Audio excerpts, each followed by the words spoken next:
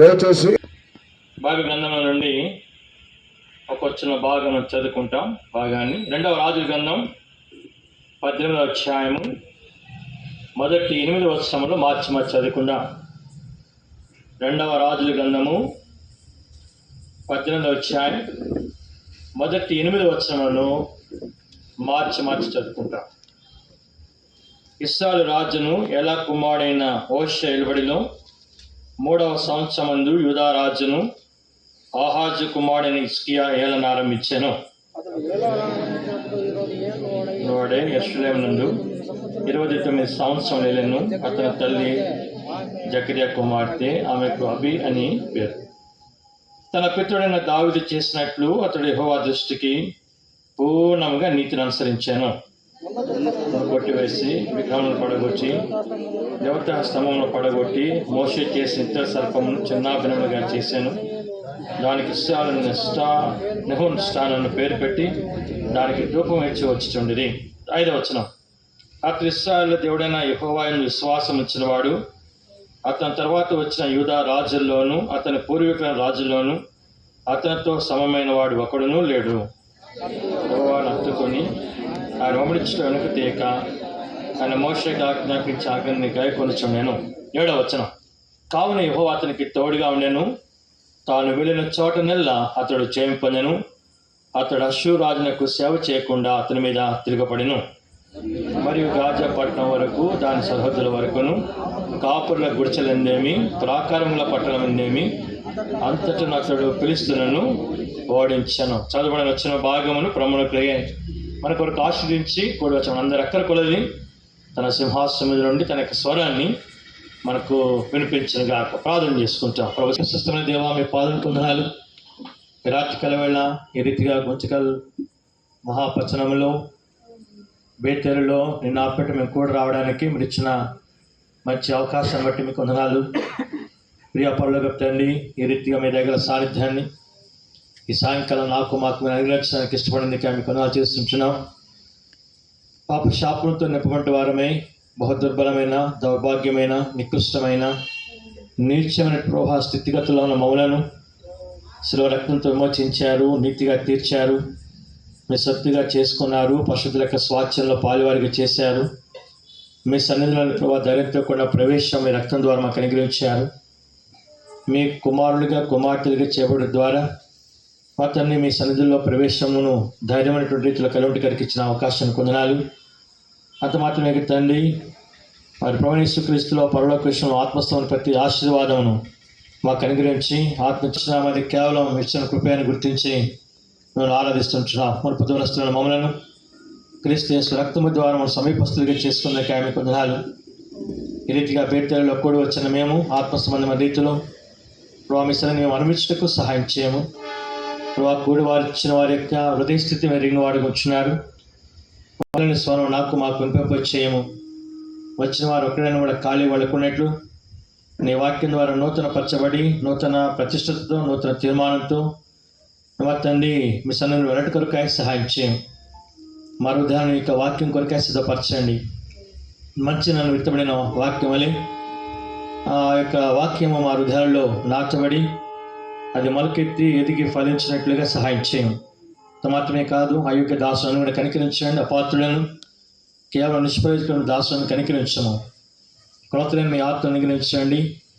నోటను నీ మాటలు ఉంచము. నీ ప్రజలకు అవసరమైన మీ వాక్కులే అందించవలసిందిగా ప్రార్థన చేస్తున్నాం. 2వ దినవృత్తాంతములు 29:11 లోక 12 కోరుకుంటున్నాం. నీ నోట నా మాట ఉంచున్నానని 21:9 సెలవిస్తూ వచ్చినారు. కనుక తండ్రి, ఖాళీగా ఉంటుండగా మీ ఆత్మ ద్వారా నింపుతూ రాస్తుందని మీ సంగతులు మాకు బోధించి మా హృదయాన్ని మీరు మొత్తం తృప్తిపరచవస్తుందని, తేటపరచవస్తుందని, మా హృదయాన్ని ప్రభావ మీరు సమ్మతిపరచవస్తుందని కోరుకుంటూ రక్తాన్ని ఆశ్రయిస్తూ పవరను పీసిస్టం మేము హస్తగతం చేసుకుంటూ అనుగ్రహించే మంచి వాతావరణం బట్టి కూడా కొనియాడుతూ యేసు ప్రభావ మా రక్షకున్నాను బట్టి స్తుతించి ప్రార్థించి మీకు వినముగా బ్రతిమాలు అడిగి వేడుకుంటున్నాం తండ్రి. ఆమేన్.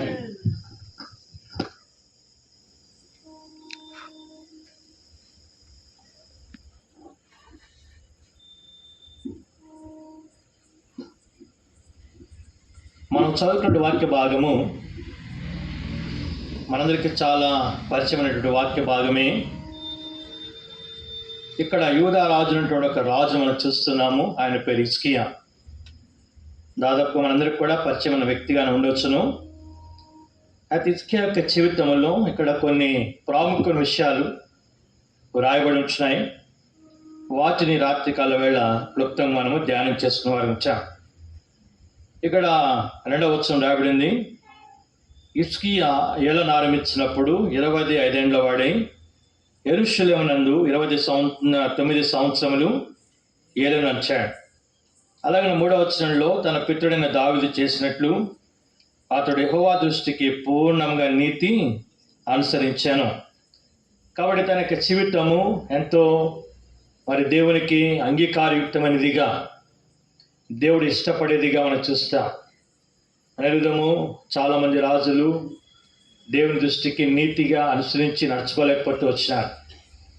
దేవుని దుఃఖపెట్టిన వారిగా, దేవుని ఇబ్బందులు పెట్టిన వారిగా దేవుని వాక్యమును చూస్తాం. కానీ ఇక్కడ ఈ యొక్క హిజ్కియా అనేటువంటి వాడు దేవుని దృష్టికి పూర్ణముగా, మాట గమనించండి, పూర్ణముగా నీతిని అనుసరించి నడుచుకుంటూ వచ్చినాడు.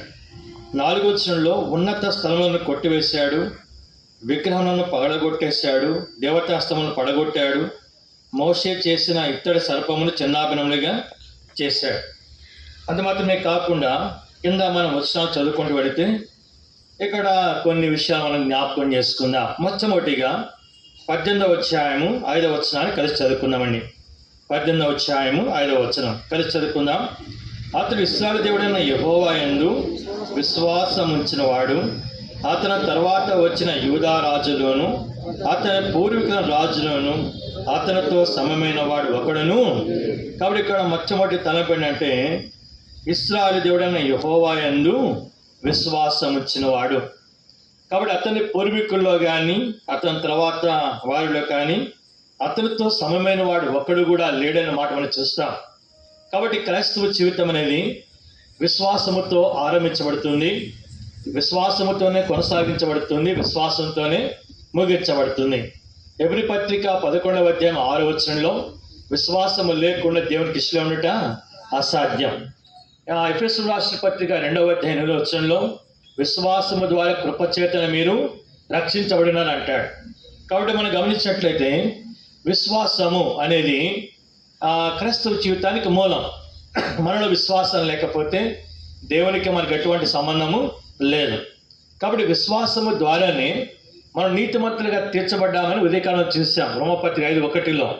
కాబట్టి విశ్వాస మూలమున మనం నీతిమంతులుగా తీర్చబడి, కాబట్టి విశ్వాసం అనేది చాలా ప్రాముఖ్యమైనది. అతడు దేవుని యందు విశ్వాసం ఇచ్చినవాడు. గడిచిన సమయం పోయినసారి వచ్చినప్పుడు విశ్వాసాన్ని గురించి 7 విషయాలు చెప్పాను. ఎంతమంది జ్ఞాపకం ఉందో? విశ్వాసం ద్వారా మనకు కలిగి 7 అనుభవాల గురించి మాట్లాడాను నేను. ఎవరికైనా జ్ఞాపకం ఉందా?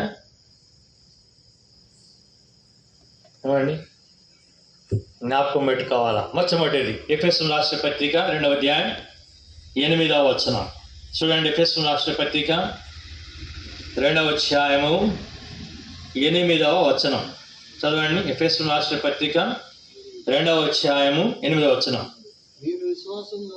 విశ్వాసము ద్వారా కృపచేతని ఏం చెప్పడారంట? రక్షింపబడి ఉన్నారు. కాబట్టి విశ్వాసము ద్వారా మొట్టమొదటి మనకి ఏం దొరుకుతుంది? రక్షణ. రక్షణ అంటే పాప క్షమాపణ. రెండవదిగా 2వ కొరింథీ పత్రిక 1వ అధ్యాయము 24వ వచనం లాస్ట్ మాట మొదట చదువుకుందామండి. 2వ కొరింథీ పత్రిక 1వ అధ్యాయము 24వ వచనం లాస్ట్ లైన్ గమనించండి. విశ్వాసము చేతనే మీరు నిలకడగా ఉన్నారు. మొట్టమొదటి మాట ఏంటండి? విశ్వాసము ద్వారా రక్షణ. రెండవదిగా విశ్వాసము ద్వారా ఎలా ఉంటాం? మనము నిలకడగా ఉంటాం. మూడవ మాట 2వ కొరింథీ పత్రిక 5వ అధ్యాయం 6వ వచనం. 2వ కొరింథీ పత్రిక 5వ అధ్యాయము 6వ వచనం చూడండి. ఏమంటాడు అక్కడ? వెలుచూపు వలన కాక విశ్వాసం వలనే నడుచుకొనుచున్నాము. ఏం చేస్తామని చెప్పండి? విశ్వాసము ద్వారా నడుచుకుంటాం. మొట్టమొదటి మాట ఏంటి? విశ్వాసము ద్వారా రక్షణ. రెండవదిగా విశ్వాసము ద్వారా ప్రభులో నిలిచి ఉంటాము. మూడవదిగా విశ్వాసము ద్వారానే నడుచుకుంటాం. 4వ మాట ఎబ్రీయులకు రాసిన పత్రిక 6వ అధ్యాయం 11వ వచనం. ఎబ్రీయులకు రాసిన పత్రిక 6వ అధ్యాయము ఎబ్రీయులకు రాసిన పత్రిక 6వ అధ్యాయం 11వ వచనం గమనించండి. మీరు మందులు కాక విశ్వాసము చేతను ఓర్పు చేతను వాగ్దానములను స్వాతంత్రించుకున్న వారిని. అంటే విశ్వాసము ద్వారా ఇది ఎన్నవది? 4వది వాగ్దానం ఏం చేస్తూ ఉంటాం? మనము స్వతంత్రించుకుంటాం. విశ్వాసము ద్వారా రక్షణ.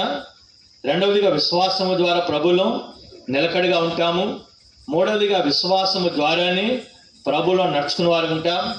4వదిగా విశ్వాసము ద్వారా వాగ్దానం ఏం చేస్తాం? మనము స్వతంత్రించుకుంటాం. 5వదిగా ఎబ్రీయులకు రాసిన పత్రిక 11వ అధ్యాయం 3వ వచనంలో విశ్వాసము చేత గ్రహించేవారుగా ఉంటాం. ఎబ్రీయులకు రాసిన పత్రిక 11వ అధ్యాయం 3వ వచనం గమనించండి. లాస్ట్ మాట విశ్వాసము చేత గ్రహించుకొనిచున్నాం. ఏం గ్రహిస్తాము? దైవికమైన సంగతులు గ్రహిస్తాం. దేవుని గురించి మనం గ్రహించేవారుగా ఉంటాం. విశ్వాసం లేకపోతే దైవికమైన విషయాలు మనకు అర్థం కావు. ప్రకృతి సంబంధమైన మనుషుడు, శరీర సంబంధమైన మనుషుడు, ఆత్మ సంబంధమైన మనుషుడు అని అంటాడు 1 కొరింథీ పత్రిక 2వ అధ్యాయంలో. కాబట్టి ప్రకృతి సంబంధించిన మనుషులకి దేవుని గురించిన సంగతులు ఎలా ఉంటాయి? వెర్రితనంగా ఉంటాయి. ఇప్పుడు శరీరానుసారైన వారు కూడా ఆత్మ సంగతి వారు గ్రహించలేరు. అయితే ఎవరైతే ఆత్మీయులుగా ఉంటారో వారు మాత్రమే దేవుని యొక్క సంగతులను వారు గ్రహించే వారుగా ఉంటారు. కాబట్టి విశ్వాసం అని కలిగి ఉన్నప్పుడు దేవుని గురించిన సంగతులు మనము గ్రహించే వారుగా ఉంటాం. మొట్టమొదటి మాట ఏంటండి? విశ్వాసము ద్వారా అని చెప్పాలి గట్టిగా. విశ్వాసము ద్వారా రక్షణ. రెండవదిగా నిలకడ. మూడవది నడక. నాలుగవది వాగ్దానములను స్వతంత్రించుకోవడం. ఐదవది ప్రభువుకు వచ్చిన సంగతులు మనం ఏం చేస్తాం? మనము గ్రహించే వారిగా ఉంటాం. ఆరవదిగా చూడండి, మొదటి పేతురు పత్రిక 1వ అధ్యాయము 8వ వచనం. మొదటి పేతురు 1:8. మీరు ఆయన చూడకపోయినాను, చదవండి.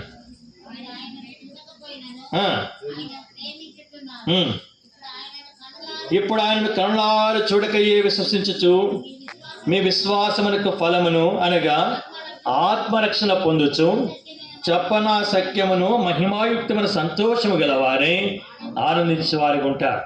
ఇక్కడ 6వ మాట ఏంటంటే చెప్పనా సత్యమును మహిమాయుక్తమైన సంతోషము కలిగి ప్రభు నన్ను చెప్పనే చేస్తానంట ఆనందించే వారిగా ఉంటారు. ఇది ఎన్నవది? ఇది 6వది. 7వ మాట మొదటి యోహాను పత్రిక 5వ అధ్యాయం 4వ వచనం. మొదటి యోహాను పత్రిక 5వ అధ్యాయము 4వ వచనం చదవండి. ఏమంటాడు అక్కడ? దేవుని మూలముగా పుట్టిన వారందరూ ఏం చేస్తారంటమ్మా? లోకంలో ఏముంది? లోకంలో ఏముంది అని అంటున్నాను నేను. దీక్షలో అన్నం ఉందా, కూర ఉందని అడుగుతుంటే నువ్వు ఇంకో మాట చెప్తున్నావు. ఏమంటాడు ఇక్కడ? లోకంలో ఏముంది? లోకంలో అన్నదంతయు ఏమండి? శరీరాశ, నేత్రాశ, జీవపడమ్మం అంటే కలిగిన దాన్ని బట్టి గర్వించడం. ఏమండి? ఈ చేతికి 3 రింగులు పెట్టి నాకు ఎన్ని రింగులు అయ్యానో చూడండి అని మెరుపులు వేసి చీరలు కట్టుకుని నాకు ఎంత మంచి చీరలను చూపించుకోవడం. దీన్ని ఏమంటారు? దీన్ని జీవపుడమ్మం. లోకమునంతయు చెప్పండి. శరీరాశ, నేత్రాశ, జీవపుడమ్మం. కాబట్టి ఇప్పుడు లోకంలో బట్టి శరీరాశ, నేత్రాశ, జీవపుడమ్మమును జయించాలని అంటే ఏముండాలంట? విశ్వాసం. కాబట్టి లోకమును జయించినది మన యొక్క విశ్వాసమే. ఎన్ని విషయాలు చూసామండి? గుర్తున్నాయా నీకు? చెప్తావా? మైక్ ఇస్తా. మొట్టమొదటి చెప్పండి. మొట్టమొదటి ఏంటండి? రక్షణ, నిలకడ, నడక, వాగ్దానం స్వతంత్రించుకోవడం, దేవునికి వచ్చిన సంగతులు గ్రహించడం, చెప్పనాసక్యమును మహిమతో సంతోషం కలిగి టీవీ ముందుకు వచ్చిన సంతోషించడం. అంతేనా? ప్రభుల్లో ఆనందించడం. యెహోవా యందు ఆనందించడం వలన మీకేం కలుగుతుంది? బలము కలుగుతుంది అంటాడు. ఇదెన్నోది? ఇది 6వది. 7వది నుంచి లోకాన్ని మనము జయిస్తాం. కాబట్టి మనలో ఏముండాలా? చెప్పండి, ఏముండాలండి? పేరుకు విశ్వాసమే కానీ మళ్ళీ ఏముండదు. నేతి బీరకాయలు ఎంత నెయ్యి ఉంటుంది? మనోహర సుధాకర్ నీ పేరు మనోహర్ కదా? ఏం ఆలోచన చేస్తున్నావే? సమ్యూర్ యువర్ మైండ్ ఈజ్ దేర్ కదా. నేతి బీరకాయలు ఎంత నెయ్యి ఉంటుందండి? నేతి బీరకాయలు ఎంత నెయ్యి ఉంటుందో విశ్వాసం చెప్పుకునే మనలో కూడా అంతే విశ్వాసం ఉంటుంది. లూకాసు వార్త 18వ అధ్యాయం 8వ వచనం అనుకుంటారు. ప్రభు అక్కడ ఏమంటాడంటే మనిషి కుమారుడు భూమి మీదకి వచ్చినప్పుడు ఏం కనుగొనడా? విశ్వాసము అని కింద పుట్టినట్టు 2 అని రాస్తాడు. ఏమని రాస్తాడు అక్కడ? ఆ విశ్వాసం అంటాడు. ఏ విశ్వాసం? అక్కడ ఒక విధవరాలు కనబడుతుంది, అన్యాయపతి అనే ఒక ఆయన కనబడతాడు. ఆయన దగ్గరికి ఆయన న్యాయం తీర్చాడు, మాటికి వెళుతూ వచ్చిందట. కాబట్టి ఆ వ్యక్తికున్నటువంటి విశ్వాసం, అలాంటి విశ్వాసము కనుగొనునా అంటాడు. కాబట్టి విశ్వాసము లేకుండా దేవునికి ఇష్టం ఉండట అసాధ్యం. ఇప్పుడు హిజ్కియా గురించి ఏం చేస్తున్నాం మనం అంటే, హిజ్కియా దేవుని యందు చెప్పనేశాడట, విశ్వాసం ఉంచాడు. అందుకేమంటాడు? అతన్ని పూర్వీకుల్లో కానీ అతని తర్వాత కానీ అతనితో సమమైన వాడు ఒకడు కూడా లేడు. కాబట్టి ఈ రాత్రికాల వేళ బేతేల్లో కూడి వచ్చిన దేవుని ప్రజలంగా మనకు ఉండవలసిన మొట్టమొదటి లక్ష్యం ఏంటంటే చెప్పడం ఉండాలా? విశ్వాసం ఉండాలా. విశ్వాసము ద్వారా రక్షించబడ్డాము. విశ్వాసము ద్వారానే ప్రభులో నిలుచుండే వారు ఉంటాము. విశ్వాసము ద్వారానే ప్రభులో నడుచుకునే వారు ఉంటాము. విశ్వాసము ద్వారా వాగ్దానం మనము స్వతంత్రించుకునే వారు ఉంటాము. విశ్వాసము ద్వారానే దైవిక సంగతులు మనకు అర్థమవుతాయి, గ్రహించే వారు ఉంటాం. విశ్వాసం ఉన్నప్పుడే అన్ని పరిస్థితుల్లో, అన్ని సమయాల్లో, అన్ని కాలాల్లో కూడా చెప్పనాశక్యమును మహిమాయుక్తమైన సంతోషం కలిగి ప్రభువునందు చెప్పడం ఏం చేస్తాం, మనం ఆనందించేవారుగా ఉంటాం. 7వదిగా లోకమును మనము జయించేవారుగా ఉంటాం. ఇదొక భాగం, ఇది ఒక భాగం. మరొక భాగాన్ని చెప్తాను చూడండి. విశ్వాసం కలిగినడు ద్వారా మనకు కలిగే మరొక మాటలను చెప్తాను. మొట్టమొదటిగా ఇక్కడ మనం చూస్తూ వచ్చాము, లోకమును జయించేది మన యొక్క విశ్వాసమే. రెండవ మాట చూడండి, 1 పేతురు పత్రిక 1వ అధ్యాయము 5వ వచనం. అందరం కలిసి చదువుకుందాం. 1 పేతురు పత్రిక 1వ అధ్యాయము 5వ వచనమును మనమందరం కూడా కలిసి చదువుకుందామండి. 1 పేతురు పత్రిక 1వ అధ్యాయము 5వ వచనం చదవండి.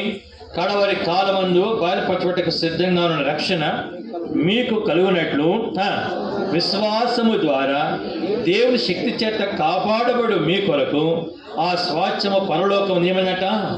కాబట్టి విశ్వాసము ఉంటే ఏం చెప్పమంటాడు ఇక్కడ, విశ్వాసము ద్వారా దేవుని శక్తి చేత మీరు ఏం చేయబడతారు, కాపాడబడతారు అంటాడు. దేని నుండి కాపాడబడతాము?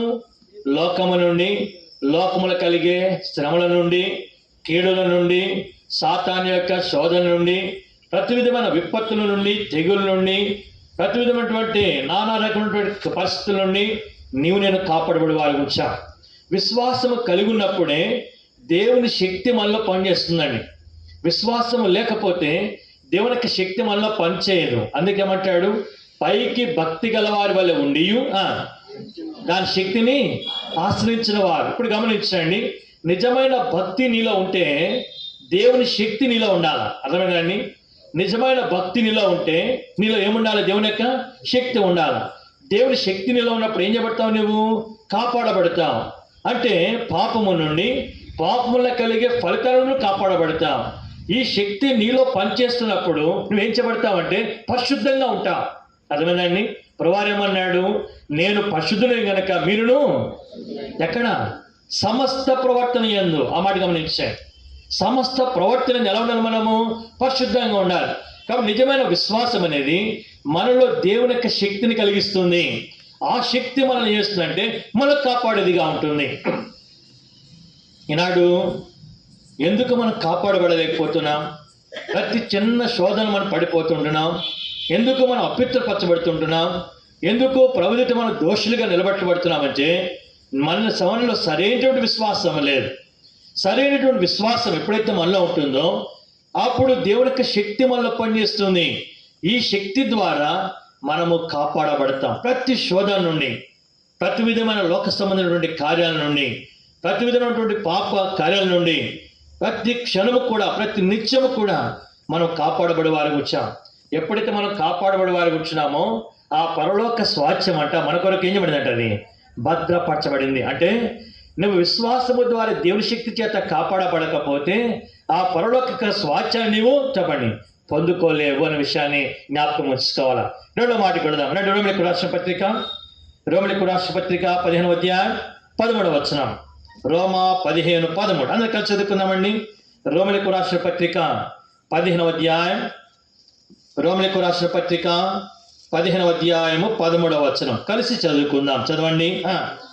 కాగా మీరు పరిశుద్ధాత్మ శక్తి పొంది విస్తారముగా నిరీక్షణ కలవారగుటకు నిరీక్షణ కర్తయగు దేవుడు విశ్వాసము ద్వారా సమస్త ఆనందముతోనూ సమాధానముతోను నింపునుగాక.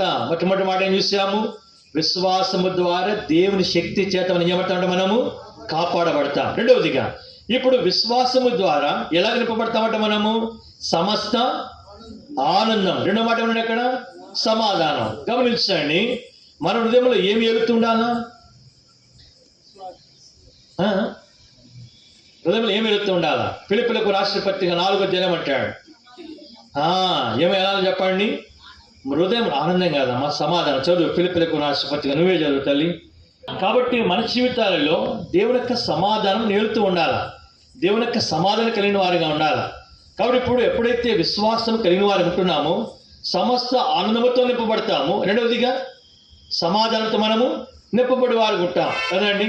కాబట్టి ఎటువంటి కలవరం మనలో ఉండదు. చాలా పర్యాయాలు గృహ జీవితంలో, కుటుంబ జీవితంలో గమనిస్తే పైకి భార్యాభర్తలుగా ఉంటారు, కానీ ఇంటిలో వాతావరణం ఎలా ఉంటుందంటే ఒక నరకములాగా ఉంటుంది. ఎలా ఉంటుందండి? నరకమే. చాలామంది సహోదరులు అంటే గుంటకలవల సంగతి నాకు తెలియదు, కానీ కొన్ని సంగతులు నేను చెప్తాను. ఒక ఆయన ఉన్నాడు, పేరు చెప్పను, ఒక బ్రదర్ ఉండేవాడు, కన్నా ఉండేవాడు. సాయంకాలం డ్యూటీ అయిపోయినప్పుడు ఇంటికి వెళ్ళేవాడు కాదు. ఆయన డ్యూటీ అయిపోయినప్పుడు ఇంటికి వెళ్ళేవాడు కాదు. ఇంటికి వెళ్ళకుండా అక్కడ ఆఫీస్లో అందరూ వెళ్ళిపోతున్నాడు, ఏదో చేస్తున్నట్టుగా ఉండేవాడు. అయిపోయిన తర్వాత కరెక్ట్గా 7 గంటల మీటింగ్ స్టార్ట్ అవుతుంది మందిరంలో. 7 గంటల మీటింగ్ స్టార్ట్ అయితే కరెక్ట్గా 6:40 అట్లా వచ్చి మందిరంలో సాపలు వేసి అవి ఖచ్చితంగా చేసేవాడు. తర్వాత మీటింగ్ అయిపోతుంది. మీటింగ్ అయిపోయినప్పుడు అంటే ఇంటికి వెళ్ళేవాడు కాదు. మళ్ళీ సాపలు తీసి మళ్ళీ చాలాసేపు ఆ మాట మాట్లాడి లేట్గా ఇంటికి వెళ్ళేవాడు. ఎందుకు వెళ్తాడు లేటుగా? ఎందుకు డ్యూటీ అయిపోయిన ఇంటికి వెళ్ళడం లేదని అంటే ఇంటికి పోతే ఎవరుంది? ఒక రాక్షసు ఉంది. ఎవరు? భార్య. అర్థమైందండి? అంటే ఇప్పుడు ఇంట్లో ఏం లేదు ఆ వ్యక్తికి, చెప్పండి. నెమ్మది లేదు, సమాధానం లేదు. చదవండి 32వ అధ్యాయం యెషయా గ్రంథం 17వ వచనం. యెషయా గ్రంథం 32వ అధ్యాయం 17వ వచనం. యెషయా 32:17. ఎంతసేపా? నీతి సమాధానము కలుగు చేయను, నీతి వలన నిమ్మలము నిబ్బరము కలుగును. అప్పుడు నా జనులు, గమనించండి, ఎప్పుడంట? అప్పుడు నా జనులు 3 మాటలు చెప్పాడు అక్కడ. విశ్రమ స్థానములందును, ఆశ్రయ స్థానములందును, సుఖకరమైన నివాసం యందు. ఇప్పుడు మన ఇంటికి వెళ్ళాక ఏముండాలి? మనకు 3 ఉండాలండి. ఏముండాలా? 1 విశ్రాంతి ఉండాలా, రెండవదిగా మనకు ఆశ్రయం ఉండాలా, మూడో ఇంట్లో మనకేముండాలా? సుఖం ఉండాలా. డ్యూటీకి వెళ్ళి వచ్చినావు, అలసిపోయినావు. అలసిపోయినప్పుడు ఇంట్లో నీకు ఏం కావాలా? విశ్రాంతి కావాలా. ఇంట్లో ఒక భార్యగా నువ్వు పనులు చేసుకొని అంట్లు కడిగి, వంట చేసి, బట్టలు ఉతికి, అన్ని పనులు చేసి అలసిపోయి నీకు కూడా ఏం కావాలా? విశ్రాంతి కావాలా. పిల్లలకు స్కూల్కి వెళ్ళి కాలేజీకి కూడా వచ్చినాక వాళ్ళు కూడా ఏం కావాలా? విశ్రాంతి కావాలా కదండి. ఇప్పుడు ఇంటికి వచ్చిన తర్వాత మన ఇంట్లో ఏముండాలా? విశ్రాంతి ఉండాలా. రెండవదిగా మన ఇల్లు అనేది వర్షానికి కానీ, ఎండకు కానీ, చలికి కానీ ఎలా ఉండాలి? మనకు అదొక ఆశ్రయంగా ఉండాలా. మూడవదిగా మన ఇంట్లో ఉండాలంట మనకు సుఖం ఉండాలా. ఏమండి? ఏసీ ఉన్నా, మంచి కుర్లాన్ బెడ్ ఉన్నా, ఏమండి అన్ని ఉన్నవాడు ఏముండదు ఇంట్లో? సుఖం ఉండదు. అర్థమైందా? ఇటు నుంచి గ్లాసులు ఎగురుతుంటే అటు ప్లేట్లు ఎగురుతూ ఉంటాయి. అర్థమైందా? అంత గందరగోళం ఉంటుంది, గందరగోళంగా ఉంటుంది. ఇల్లంతా కూడా గందరగోళం. కాబట్టి అక్కగా అటు నుంచి గ్లాసులు ఎగరేస్తుంటే ఇటు నుంచి ప్లేట్లు ఎగరేస్తూ ఉంటే ఇప్పుడు పిల్లలు ఏం చేస్తారు? తల ఒక దిక్కుపై కూర్చొని చూస్తూ ఉంటారు, దిక్కులు చూస్తూ ఉంటారు. అంటే ఇప్పుడు ఆ ఇంట్లో చెప్పండి, ఏమి సుఖం ఉందా? ఆ ఇంట్లో విశ్రాంతి ఉందా? ఆ ఇంట్లో ఏమైనా నెమ్మదికరమైన స్థితి ఉందంటే లేదు. ఎందుకు లేదు? ఆ ఇంట్లో సమాధానము. అందుకంటాడు నీతి ఏం కలగజేస్తుందంటండి? సమాధానం కలగజేస్తుంది. నీతి వలన నిమ్మలము నిబ్బరము కలుగును. అప్పుడు నా జనులు విశ్రమ స్థానమునందును, ఆశ్రయ స్థానమునందును, సుఖకరమైన నివాసం యందు నివసిస్తారు. కాబట్టి ఇప్పుడు గమనించండి, ఈ నీతి ఎలా కలుగుతుంది మనకు? నేను మనోహర్, నేను ఒక్కడి పేరే తెలుస్తున్నా కానీ నేను పేరు చెప్తున్నా, చెప్పండి అనా? కరెక్ట్ మాట. ఎలా కలుగుతుందని చెప్పండి. నీతి విశ్వాసము ద్వారా మనం నీతిమంతులంగా. రోమిలకు రాసిన పత్రిక 1వ అధ్యాయం. రోమిలకు రాసిన పత్రిక దయచేసి 1వ అధ్యాయము గమనించండి 17వ వచనం.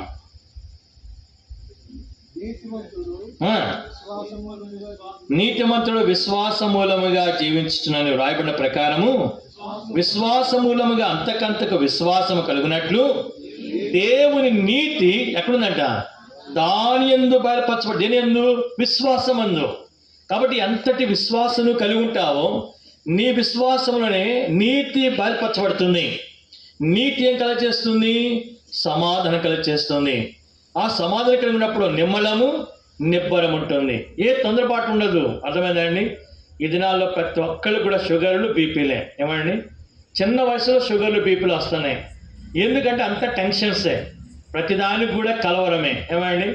కాబట్టి కొంతమంది ఈ రాష్ట్రం అంతటి భారం అంతా కూడా వాళ్ళ మీద మోపినట్లుగా, వాళ్ళు ఇప్పుడు ఏదైనా చేయకపోతే పని జరగనట్టుగా ఎన్నో రకాలుగా ఆలోచన చేసి నిద్రపోకుండా బీపీలు తెచ్చుకుని టాబ్లెట్లు మింగుతా కూర్చుంటారు. అర్థమైందండి?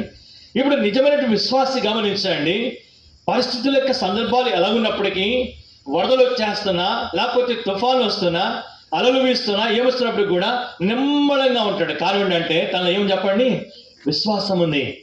ఒకసారి ఒక షిప్ అంటే ఓడ ప్రయాణం చేస్తాం. ఓడ ప్రయాణం చేసేటప్పుడు విపరీతమైనటువంటి గాలి చేత, అలల చేత ఆ ఓడ ఊగిపోతా ఉంది. ఆ ఓడ ఊగిపోతుంటే ఆ ఓడ నుండి వారందరూ కూడా భయపడిపోతున్నారు. ఏ క్షణాన్ని సరే మనకి ఏమొస్తుంది, మరణం వస్తుందని అందరూ భయపడిపోయి రకరకాలుగా కొంతమంది ప్రార్థన చేస్తుంటే, కొంతమంది దేవుడా దేవుడా దేవుడా అంటుంటే, ఒక పిల్ల మాత్రం హ్యాపీగా పండుకుందట, నవ్వుకుంటా ఉందంట. హ్యాపీగా ఉంది, నవ్వుకుంటా ఉంటే ఆ బిడ్డ దగ్గరికి వెళ్ళి అడిగారంట, ఏమ్మా నీకేం అర్థమైనప్పుడు, నీకేమో ఎక్కడం లేదా? మనం ఎట్లున్నాం, ప్రమాద స్థితిలో ఉన్నాము. ఇప్పుడు మన యొక్క ఓడ మునిగిపోతే మనం ఏమైపోతాం చెప్పండి, చనిపోతాం అంట. ఆ బిడ్డ అందంట, నాకెందుకు భయం అండి. ఏమంటుందంట, నాకెందుకు భయం అండి, ఈ ఓడను నడిపేది ఎవరో తెలుసా, మా నాయన.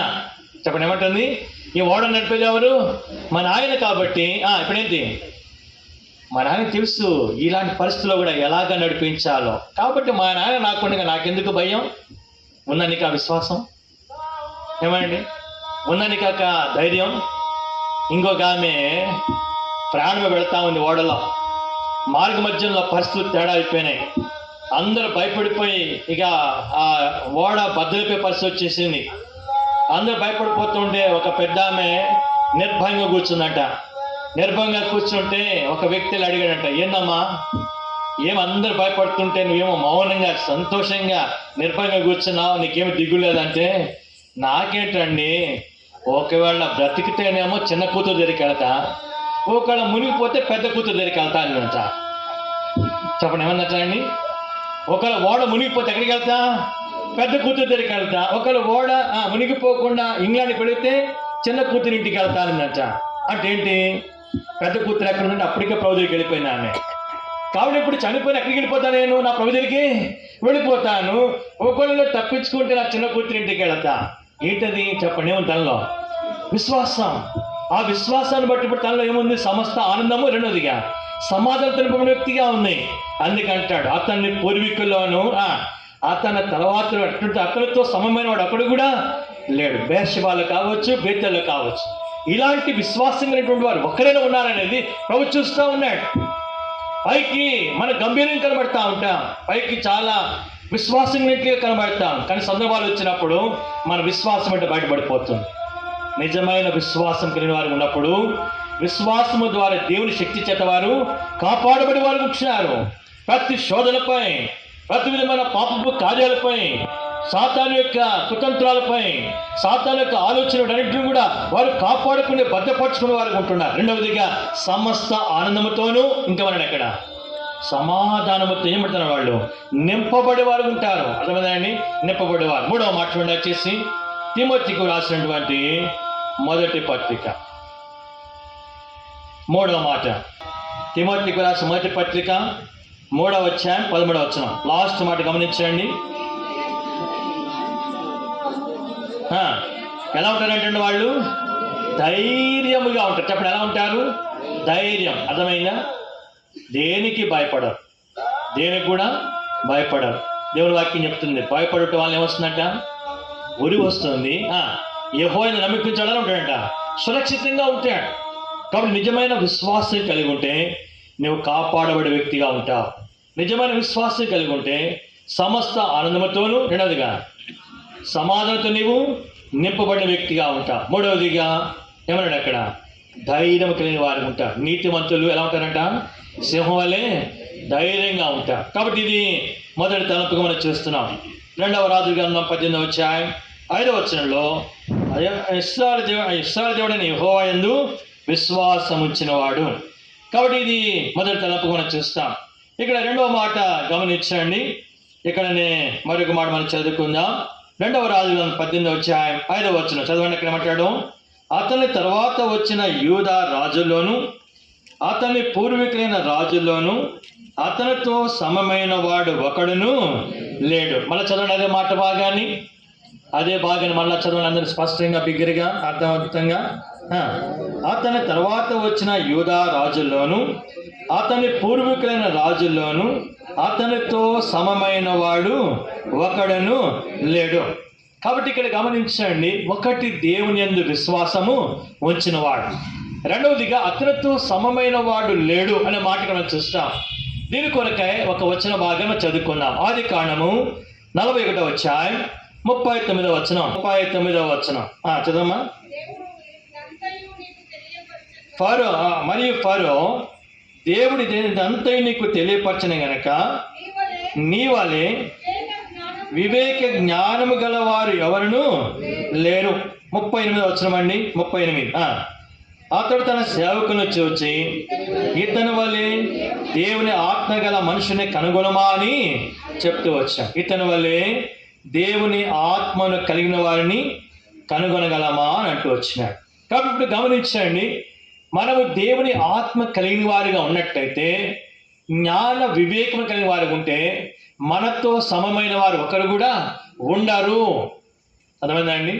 కాబట్టి ఇప్పుడు మనకి ఏముండాలా అక్కడ అంటాడు, దేవుని ఆత్మ కలిగిన వారిగా ఉండాలి. ఉండాలని చెప్పడం మనకు దేవుని ఆత్మ కలిగి ఉండాలి. రోమిలకు రాసిన పత్రిక 8వ అధ్యాయం. రోమిలకు రాసిన పత్రిక 8వ అధ్యాయము, రోమిలకు రాసిన పత్రిక 9వ వచనం కలిసి చదువుకుందామండి. రోమా 8:9. దేవుని ఆత్మ మీలో నివసించినడలా చదవండి. ఏ స్వభావం అంటండి? ఆత్మ స్వభావం గలవారే కానీ శరీర స్వభావం గలవారు కారు. ఎవడైనా క్రీస్తు ఆత్మ లేనివాడైతే వాడాయన వాడు కాడు. కాబట్టి గమనించండి, దేవుని ఆత్మను కలిగి ఉంటే మనతో సమమైన వాడు ఒకడు కూడా ఉండడు. కాబట్టి ఇప్పుడు దేవుని ఆత్మ కలిగిన వారికి ఉండాలా. చెప్పండి, ఏం కలిగి ఉండాలా? దేవుని ఆత్మ. దేవుని వాక్యం చెప్తుంది, ఎవడైనా క్రీస్తు ఆత్మ లేని వాడైతే వాడాయన వాడు కాడంచాడు. ఇప్పుడు ఈ ఆత్మ చేసే పని ఏంటి? చెప్పండి, ఆత్మ చేసే పని ఏంటి? ఆత్మ అంటే పరిశుద్ధాత్మ దేవుడు. పరిశుద్ధాత్మను చేసే పని ఏంటి అమ్మా? కరెక్ట్, ఎవరు చెప్పారన్నమాట? పాపను గురించి, నీతిని గురించి, తీర్పును గురించి ఏం చేస్తాడు? ఒప్పుకొని చేస్తాడు. యోహాను సువార్త 16వ అధ్యాయం. యోహాను సువార్త దయచేసి చూడండి, 16వ అధ్యాయము. యోహాను సువార్త 16వ అధ్యాయం 8వ వచనం. ఆయన వచ్చి పాపను గూర్చియు, నీతిని గూర్చియు, తీర్పును గూర్చియు. అంటే ఇప్పుడు దేవుని ఆత్మ మనలో ఉంటే, ఆత్మదేవుడు మన పాపాన్ని గురించి, నీతిని గురించి, తీర్పుని గురించి మనం చేస్తాం, మనను ఒప్పుకొని చేస్తాడు. ఆదాము ఒప్పుకోలేదు కానీ ఏం చేశాడు? ఆయన కప్పుకున్నాడు. చెప్పండి, ఆదాము చేశాడు? ఒప్పుకోలేదు కానీ ఏం చేశాడు? ఆయన కప్పుకున్నాడు. చూడండి, యోబు గ్రంథం, యోబుల మాట మనం చూస్తాము.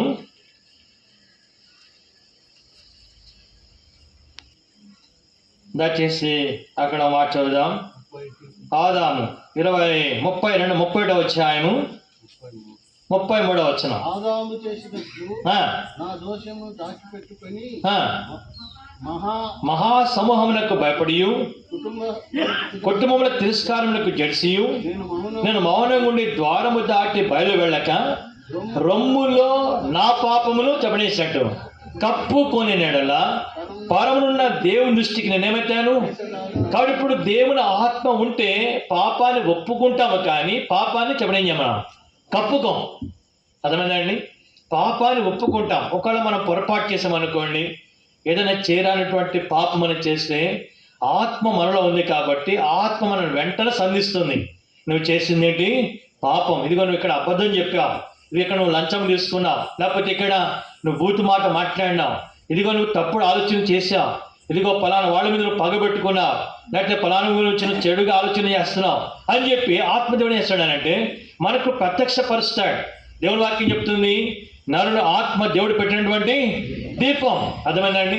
ఎప్పుడైతే దీపం వెలిగించబడుతుందో అక్కడ ఏముండదు? చీకటి ఉండదు. వెలుగు పరిశుద్ధతకును, చీకటి పాపానికి సాదృశ్యం. దేవుని ఆత్మ నీలో ఉన్నట్లయితే నీవు ఒప్పించబడతావు. ఎక్కడ నువ్వు పాపం చేస్తున్నావో, ఎక్కడ దేవునికి విరోధంగా నువ్వు జీవిస్తున్నావు, నీ ప్రతి పాపము కూడా నీకు ఒప్పించబడుతుంది. నువ్వు ఒప్పుకుంటావు, దాన్ని సరిదిద్దుకుని క్రమపరుచుకునే వ్యక్తిగా ఉంటావు. రెండో మాట చూడండి, యోహాను సువార్త 16వ అధ్యాయంలో ఆత్మను కలిగి ఉన్నప్పుడు జరిగే మరొక మాట అక్కడ చూద్దాం. యోహాను సువార్త 16వ అధ్యాయము, యోహాను సువార్త దయచేసి 16వ అధ్యాయం 13వ వచనం చదవండి. అయితే ఆయన అనగా సత్య సూర్యపైన ఆత్మ వచ్చినప్పుడు మిమ్మల్ని ఏం చేస్తాడు? సర్వ సత్యంలోనికి నడిపిస్తాడు. గమనించండి, ఒకటి నిన్ను ఒప్పుకొని చేస్తాడు, రెండవదిగా నిన్ను సర్వసత్యంలోనికి నడిపిస్తాడు. ఇంకేం చేస్తాడు? 8వ అధ్యాయం, రోమీయులకు రాసిన పత్రిక 8వ అధ్యాయము గమనించండి. 8వ అధ్యాయము 13వ వచనం.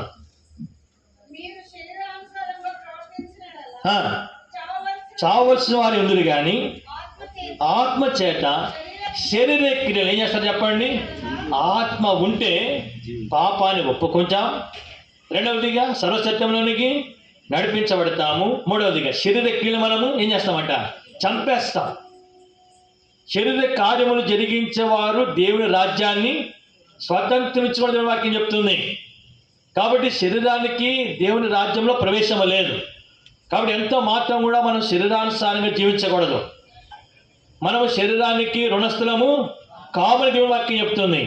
మనం ఇప్పుడు దేవుని ఆత్మ కలిగిన వారం కాబట్టి దేవుని ఆత్మను కలిగి ఉన్నప్పుడు గమనించండి, మనము పాపాన్ని ఒప్పుకుంటాము, సర్వసత్యంలో నడిపించబడి వారు ఉంటున్నాము, మన శరీర క్రియలు మనము చంపేవారు ఉంటున్నాం. అది 8వ అధ్యాయము 14వ వచనం, రోమ 8:14.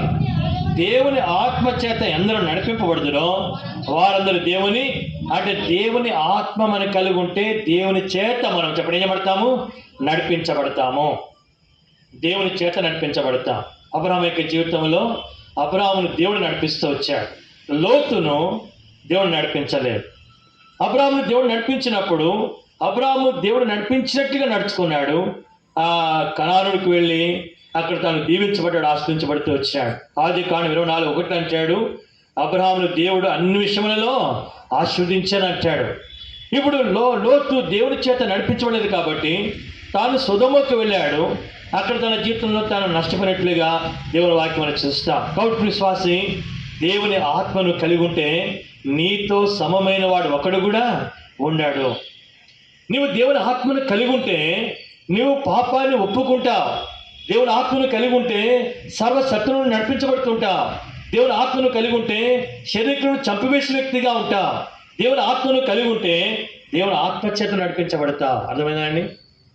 ఇప్పుడు యోసేపును గురించి ఫరో అంటున్నాడు, ఏమంటాడు? ఇతని వల్లే దేవుని ఆత్మ కలిగిన మనుషులు మనము కనుగొనగలమా? ఎందుకు చెప్పాడు ఆ మాట యోసేపుని గురించి? ఏమండి, వాస్తవంగా యోసేపు ఎక్కడున్నాడు అంటే చెరసాలలో ఉన్నాడు. ఏ రీతిగా చెరసాలలో ఉన్నాడంటే ఒక నింద తన మీద మోపబడింది. తాను ఒక దోషిగా, ఒక పాపిగా, ఒక వ్యభిచారిగా అక్కడ ఆ చెరసాలలో ఉన్నాడు. అలాంటి వ్యక్తి ఫరో దగ్గరికి తీసుకురాబడినప్పుడు ఆ ఫరో వచ్చినటువంటి సాక్ష్యం ఏంటంటే ఇతని వల్లే దేవుని ఆత్మ కలిగిన వారిని మనము కనుగొనగలమా?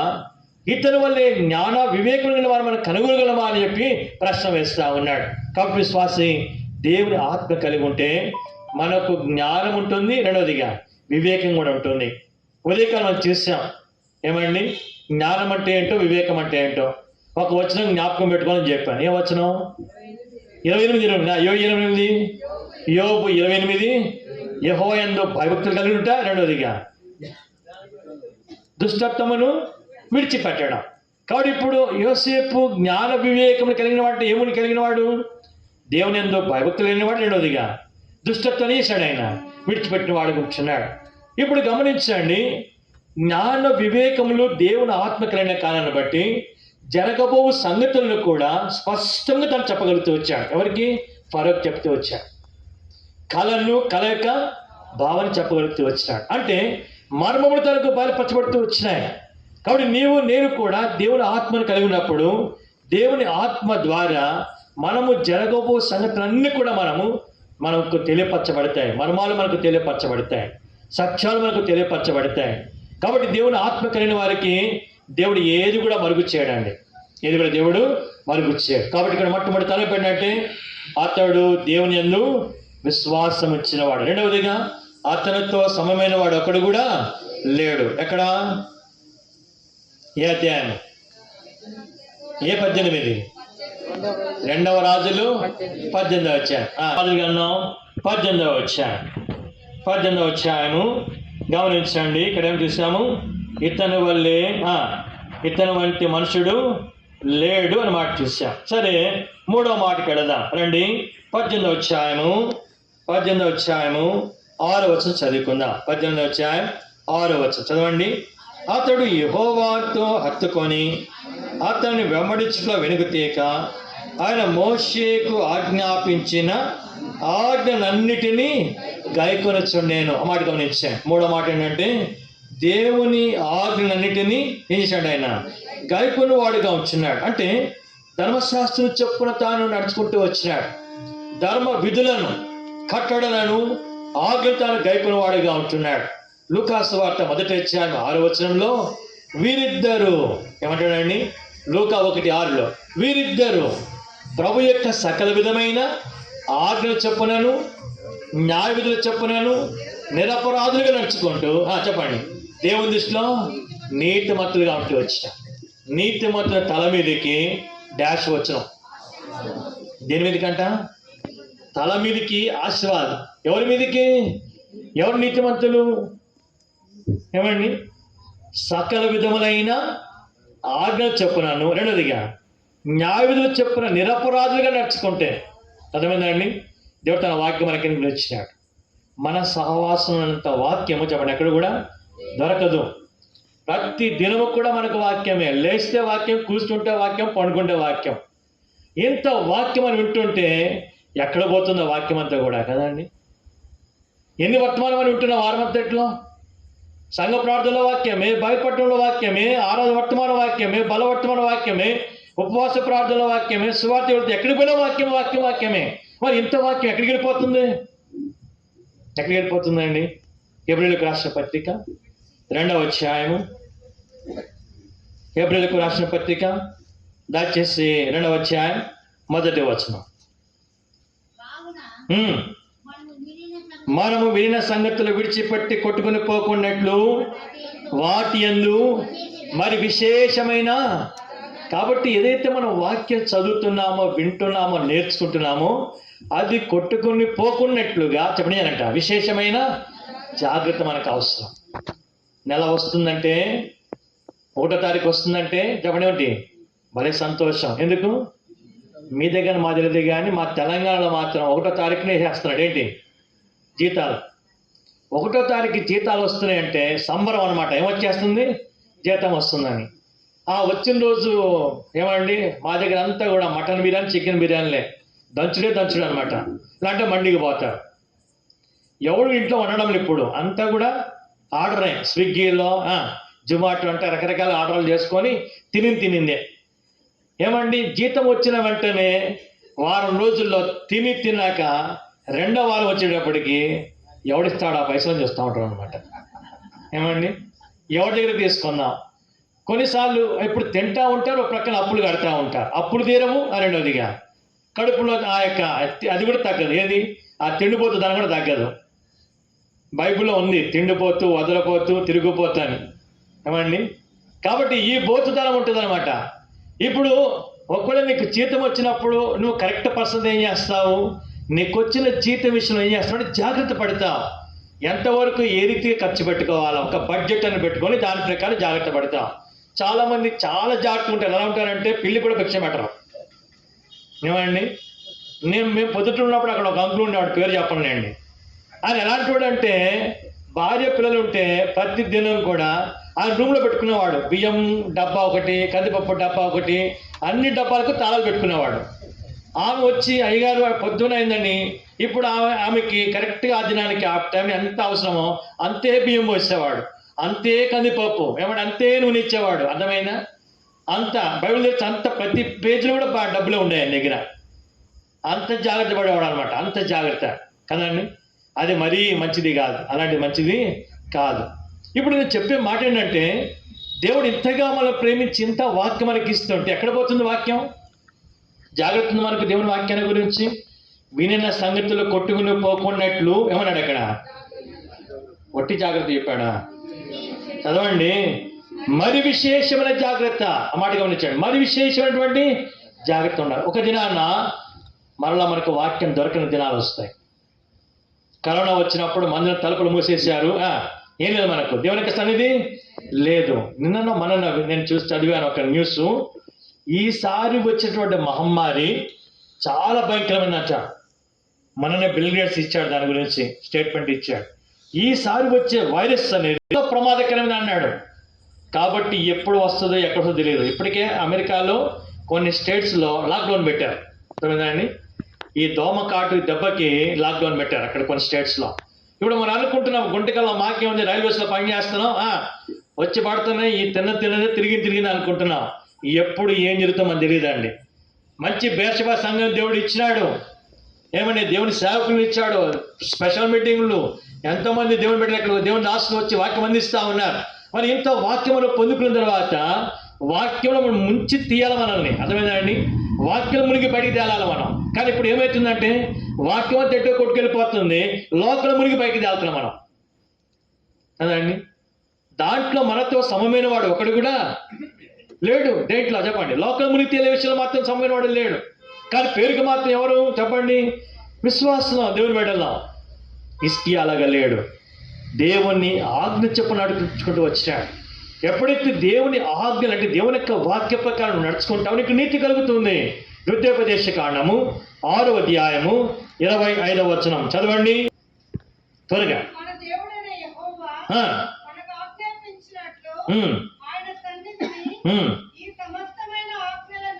ఈ సమస్తమైన ఆజ్ఞను అనుసరించి మనము నడుచుకున్నప్పుడు ఎప్పుడు నీతి కలుగుతుందంటండి? దేవుని యొక్క సన్నిధిలో. అమ్మాట గమనించండి, దేవుని యొక్క సన్నిధిలో ఏ మనసు నుంచి నడుచుకున్నప్పుడు ఆయన సమస్తమైనటువంటి ఆజ్ఞలు, సమస్తమైన మాట గమనించండి. ఇప్పుడు మనము వాక్యము కొంత తీసుకుంటాం, కొంత తీసుకోమనం. అంటే మనకు అనుకూలమైన తీసుకుంటాము, మనకు అనుకూలమైన కూడా తీసి పక్కన పెట్టేస్తాం. అది నీతి కలిగించదు. దేవుని వాక్యాన్ని ఉన్నట్టుగా మనం తీసుకోవాలా. దేవుని వాక్యాన్ని ప్రకారం సమస్త విధమైన ఆజ్ఞలన్నింటి కూడా అనుసరించి నడుచుకున్నప్పుడు మనకు నీతి కలుగుతుంది. ఏమండి? ఇక్కడ మైక్ ఉంది, మైక్ పనిచేస్తూ ఉంది. లైట్లు ఉన్నాయి, లైట్లు పనిచేస్తున్నాయి. ఇప్పుడు కీబోర్డ్ అన్నీ కూడా పనిచేస్తున్నాయి. ఈ లైట్లు పనిచేస్తున్నాయంటే మైక్ పనిచేస్తుంది, సెల్ ఫోన్ పనిచేస్తున్నాయంటే ఏమున్నట్లు? కరెంటు ఉంది. అర్థమైందండి? ఇప్పుడు అన్నీ ఉండి కరెంట్ లేకపోతే పని చేస్తాయా? పని చేయం. కాబట్టి ఇప్పుడు దేవునికి మనకు మధ్య మనలో ఏముండాలా? నీతి ఉండాలా. నీతి లేకపోతే మనం నువ్వు పాట పాడినా ఒట్టిదే, ఆరాధన చేసిన ఒట్టిదే, కానుకలు ఇచ్చిన ఒట్టిదే, నువ్వు దశభాగాలు ఇచ్చిన ఒట్టిదే, నువ్వు బోధలు చేసిన ఒట్టిదే, అన్ని ఒట్టిదైపోతాయి. ప్రాముఖ్యంగా ఉండవలసింది ఏంటంటే నీతి. దేవునితో మనకు కలిపేది దేవుని నీతి. కాబట్టి ఆ నీతి మనకు ఎలా కలుగుతుందంటే దేవుని సన్నిధిలో ఈ సమస్తమైనటువంటి ఆజ్ఞను అనుసరించి నడుచుకున్నప్పుడు. లోక 1:6 మనం చూస్తున్నాం. వీరిద్దరు అంటే జకరియా ఎలిజబెతులు దేవుని యొక్క సమస్తమైన ఆజ్ఞలు చెప్పునను, రెండవదిగా న్యాయ విధులు చెప్పును ఎలా నడుచుకున్నారంటే వాళ్ళు నిరపరాధులుగా, అపరాధం లేని వారు నడుచుకున్నారు. కాబట్టి వారు దేవుని దృష్టిలో ఎలా ఉన్నారు చెప్పిన వాళ్ళు నీతిమంతులుగా ఉన్నారు. విశ్వాసి, అది దేవుడు మనల్ని కోరేది. ఆ స్థాయికి మనం రావాలి. మనుషుల దృష్టిలో మనం నీతిమంతులు కనబడవచ్చు. మేము ఒక స్థలంలో ఉన్నప్పుడు అక్కడ ఒక సోదరుడు ఉండేవాడు. మేము అందరం అనుకున్నామంటే ఒకళ్ళ ప్రబోధిస్తే మాత్రం ఈయన మాత్రం ఎట్టబడతాడబ్బా అనుకునేవాడు. ఎందుకంటే అంత భక్తిగా ఉండేవాడు. ఆయన ప్రార్థన కానీ ఒకవేళ కనబడితే ప్రెజాడ్ బ్రదరు, ప్రెజాడ్ అక్క, ప్రెజాడ్ అన్న అనేవాడు. అంటే చాలా దీనంగా, చాలా మంచిగా ఉండేవాడు అనమాట. ఆరాధన చేసినా, ప్రార్థన చేసినా ఎంత తీయని మాటల్లో ఎంత ఆత్మీయంగా చేసేవాడు అంటే అంత చేసేవాడు. ఆయన ఒక టీచర్గా పనిచేసేవాడు. ఆయన ఒక ట్యూటోరియల్ కాలేజ్ పెట్టాడు. ఆ ట్యూటోరియల్ కాలేజీలో నేను కూడా ఒక లెక్చరర్గా వెళ్ళాను. అక్కడ పనిచేసేటప్పుడు ఒక దినాన ఒక 3 సహోదరులు వచ్చారు. మన సంఘం నుండి 3 సహోదరులు వచ్చారు. రాగానే అన్నగారు రండి, బ్రదర్ అన్న బాగున్నావా, బ్రదర్ బాగున్నారా, రండి కూర్చోబెట్టాడు. వాళ్ళని ముఖస్తుతి చేశాడు. వెంటనే అక్కడ ఉన్నటువంటి ప్యూలు పంపించి వాళ్ళకి బజ్జీలు తెప్పించి, టీ ఇప్పించి రకరకాలుగా వాళ్ళని పొగడేశాడు. ఇక వాళ్ళు పరవశించిపోయారు. నేను కూడా అనుకున్నాను, అబ్బాయి అన్నకి ఎంత ప్రేమరా దేవుని బిడ్డలంటే, ఎంత మర్యాద ఇస్తున్నాడు, ఎంత గౌరవిస్తున్నాడు, ఎంత మంచిగా వాళ్ళకి ఆతిథ్యం ఇచ్చాడని నేను చాలా సంతోషించిన. వాళ్ళు తిరిగి వెళ్ళిపోయేటప్పుడు ఆ మెట్లు దిగిపోతుంటే ఒక్కొక్కడు తన్నాడురా అంటున్నాడు నాతో. చెప్పండి ఏమంటున్నాడు? ఒక్కొక్కడిని చెప్పరేంటండి, చెప్పరే. ఇది మన లక్షణం కదా. ఇలాంటి నీతికని పనికిరాదండి. మనం ప్రార్థన చేస్తే, మనం పాట పాడితే, మనం ఆరాధన చేస్తే మందిరం మొత్తం బేస్ మొత్తం ఊగిపోద్ది. కానీ దేవుడు మాత్రం అసలు కదల కూడా కదలడు. ఎందుకు? నేనంతేంటి? వేషధారంగా, హిపోక్రసీ. వేష్య కన్నా పరలోకం ఉందంటే కానీ వేషధాలకు చెప్పడం లేదు. కాబట్టి వేషధారం మనం ఉండకూడదు. నిజమైన నీతి కలిగి ఉండాలా. దేవుని ఇష్టం నీతిమంతులుగా ఉండాలా. ఆ నీతిని మనం కలిగిన వ్యక్తిగా ఉండాలి. కాబట్టి హిజ్కియా జీవితంలో మనం నేర్చుకున్న 3వ పాఠం ఏంటంటే, మొట్టమొదటిగా తాను దేవుని యందు విశ్వాసం ఉంచాడు. విశ్వాసం అనేది దేవుని శక్తిని ఇస్తుంది. ఆ శక్తి చేత కాపాడబడి వాడు ఉంచాడు. విశ్వాసము ద్వారా సమస్తానముతోనూ సంతోషం నింపబడి వాడు ఉంటున్నాడు. విశ్వాసం కలిగినప్పుడు ధైర్యం కలిగిన వ్యక్తిగా ఉంచాడు. 2వ మాట మనం చూసాము, అతనితో సమమైన వాడు అక్కడ కూడా. ఎందుకంటే అతను ఏముంది? దేవుని యొక్క ఆత్మ ఉంది. ఆత్మ ద్వారా పాపాన్ని ఒప్పుకుంటున్నాడు. ఆత్మ ద్వారా సత్యంలోకి వెళ్తుంటున్నాడు. ఆత్మ ద్వారా శరీరక్రియలను చంపే వ్యక్తిగా ఉంటున్నాడు. ఆత్మ ద్వారా నడిపించబడే వ్యక్తిగా ఉంటున్నాడు. ఆత్మ ద్వారా వివేచించే వ్యక్తిగా ఉంటున్నాడు. గ్రహించే వ్యక్తిగా ఉంటూ వచ్చినాడు. 3వ మాటకు వచ్చేటప్పటికి ధర్మశాస్త్రం అనుసరించి నడుచుకుంటూ ఉన్నాడు. ధర్మాన్ని అనుసరించి నడుచుకుంటున్నాడు. అనగా దేవుని యొక్క ఆజ్ఞ అనుసరించి, దేవుని వాక్యం అనుసరించి నడుచుకుంటూ ఉన్నాడు. అందుకనే తాను దేవుని దృష్టిలో ఎలా ఉన్నాడంట? నీతిమంతుడిగా ఉంటూ వచ్చాడు. ఎన్నో మాట అండి ఇది? 3వ మాట. 4వ మాటకు వెళ్దాం రండి. ఇక్కడ మనం చదువుకున్నట్లయితే అక్కడ ఒక మాట మనం చదువుకుంటాం. 2వ రాజుల గ్రంథం 18వ అధ్యాయము 6వ వచనం.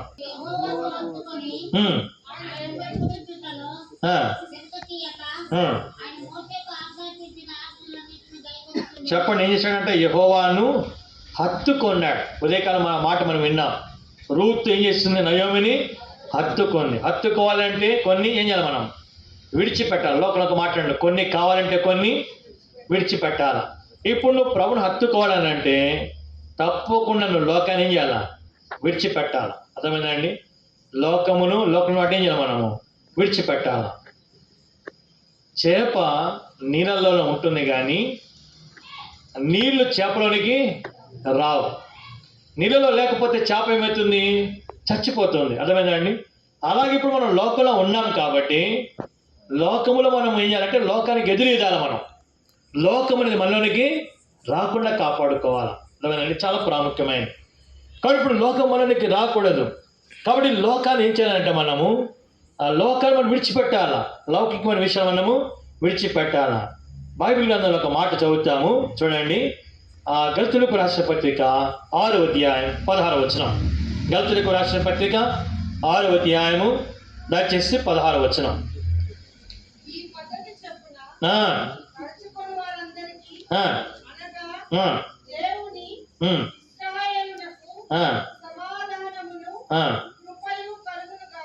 ఏమన్నాడండి? ఈ పద్ధతి చొప్పున అందరికీ చెప్పండి. ఏమంటాడు? ఈ పద్ధతి చొప్పున నడుచుకుని వారు ఎవరంట? దేవుని ఇశ్రాయేలు.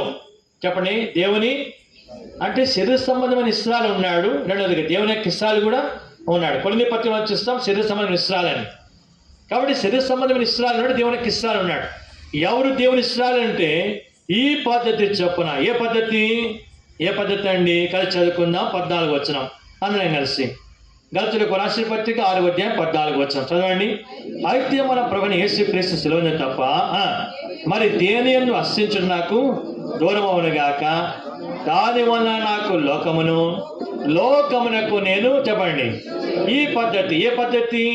లోకానికి నేను, నాకు లోకం ఏం చేయబడాలా?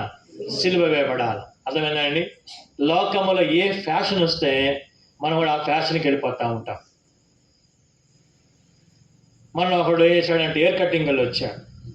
ఎయిర్ కటింగ్కి వెళ్ళి వచ్చి నేను చూస్తాను మెల్లగా మొత్తం కిందకి అంచిపెట్టాడు వాడు. నాకు అర్థమైపోయింది ఈడేదో తేడా ఉందని. అప్పుడు ఏమనలే. వాడు బయటికి బయటికి వెళ్ళా. నా ముందు మాత్రం మొత్తం అంచిపెట్టాడు. వాడు బయటికి వెళితే అప్పుడు దాన్ని మళ్ళీ తిప్పాడు. వాడు స్టైల్ తిప్పాడు అనమాట.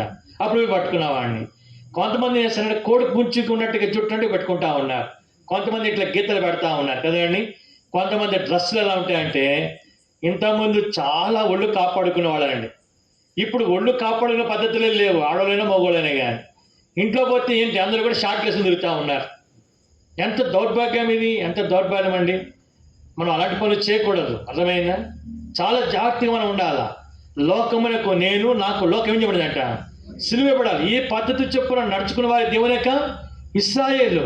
కాబట్టి ఇప్పుడు నువ్వు ప్రభుని హత్తుకున్న అనుభవం ఉన్నట్లయితే నువ్వు లోకాన్ని విడిచిపెట్టాలా, లోకాన్ని నువ్వు సిలువేసుకోవాలా, లోకాన్ని నువ్వు ప్రేమించకూడదు. చూడండి మాట చదువుదాం. కొరింథీయులకు రాసిన మొదటి పత్రిక 7వ అధ్యాయం. మొదటి కొరింథీ పత్రిక 7వ అధ్యాయము గమనించండి. 29వ వచనం నుండి 29, 30, 31 వచనాలు. సహోదరులారా, నేను చెప్పినదేమనగా కాలము సంకుచితమైనది గనక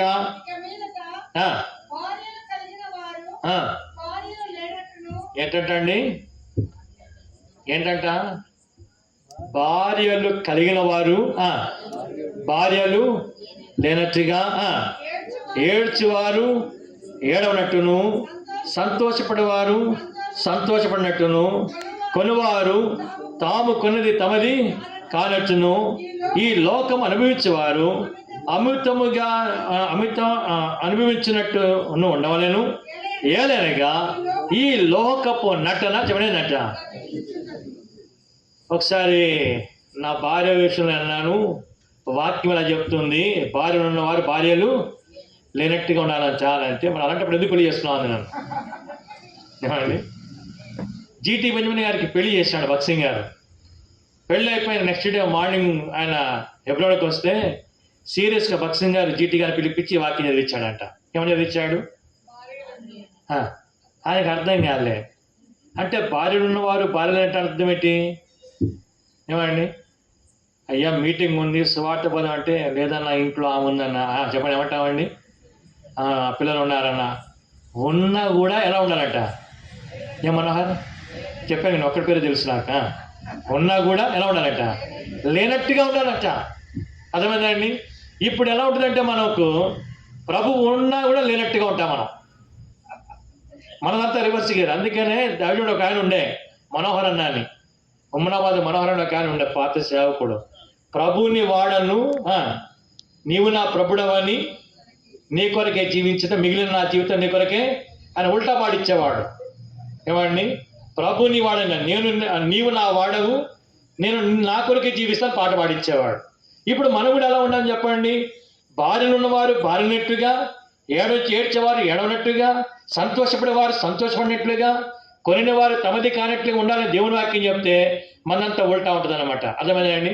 కాబట్టి ఇక పెళ్ళైతే భార్య విడిచిపెట్టాం, ఆమె చుట్టే పరిభ్రమిస్తూ ఉంటాం, భర్త చుట్టే పరిభ్రమిస్తాం. అందుకని కింద వచ్చి అంటాడు, పెళ్ళైన వాడు భార్యని ఎలాగ సంతోషపెట్టాలనుకుంటాడంట. అందుకని డ్యూటీ ఇంటికి పోయేటప్పుడు ఏం చేస్తాడు? మంచి బిర్యానీ పట్టుకెళ్తాడు. ఇప్పుడు భర్త అనుకుంటాడు భార్యని అంటే సంతోషపడాలంటే భార్య ఏం చేస్తుంది? అయ్యగారు వచ్చేటప్పటికి మంచిగా పాయసం చేసి పెడుతుంది.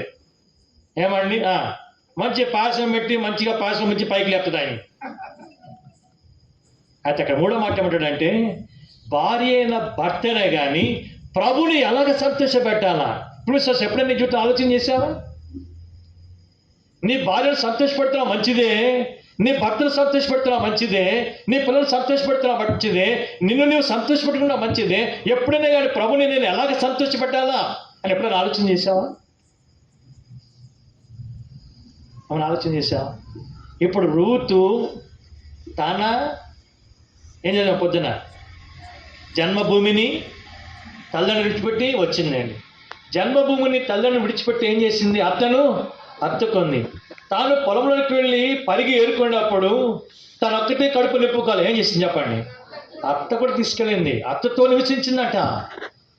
అది హత్తుకోవడం అంటే. ఈనాడు మన యొక్క ఆత్మీయ జీవితంలో విశ్వాసి మనము ఆత్మ సంబంధమైన రీతిలో మనం జీవించాలా.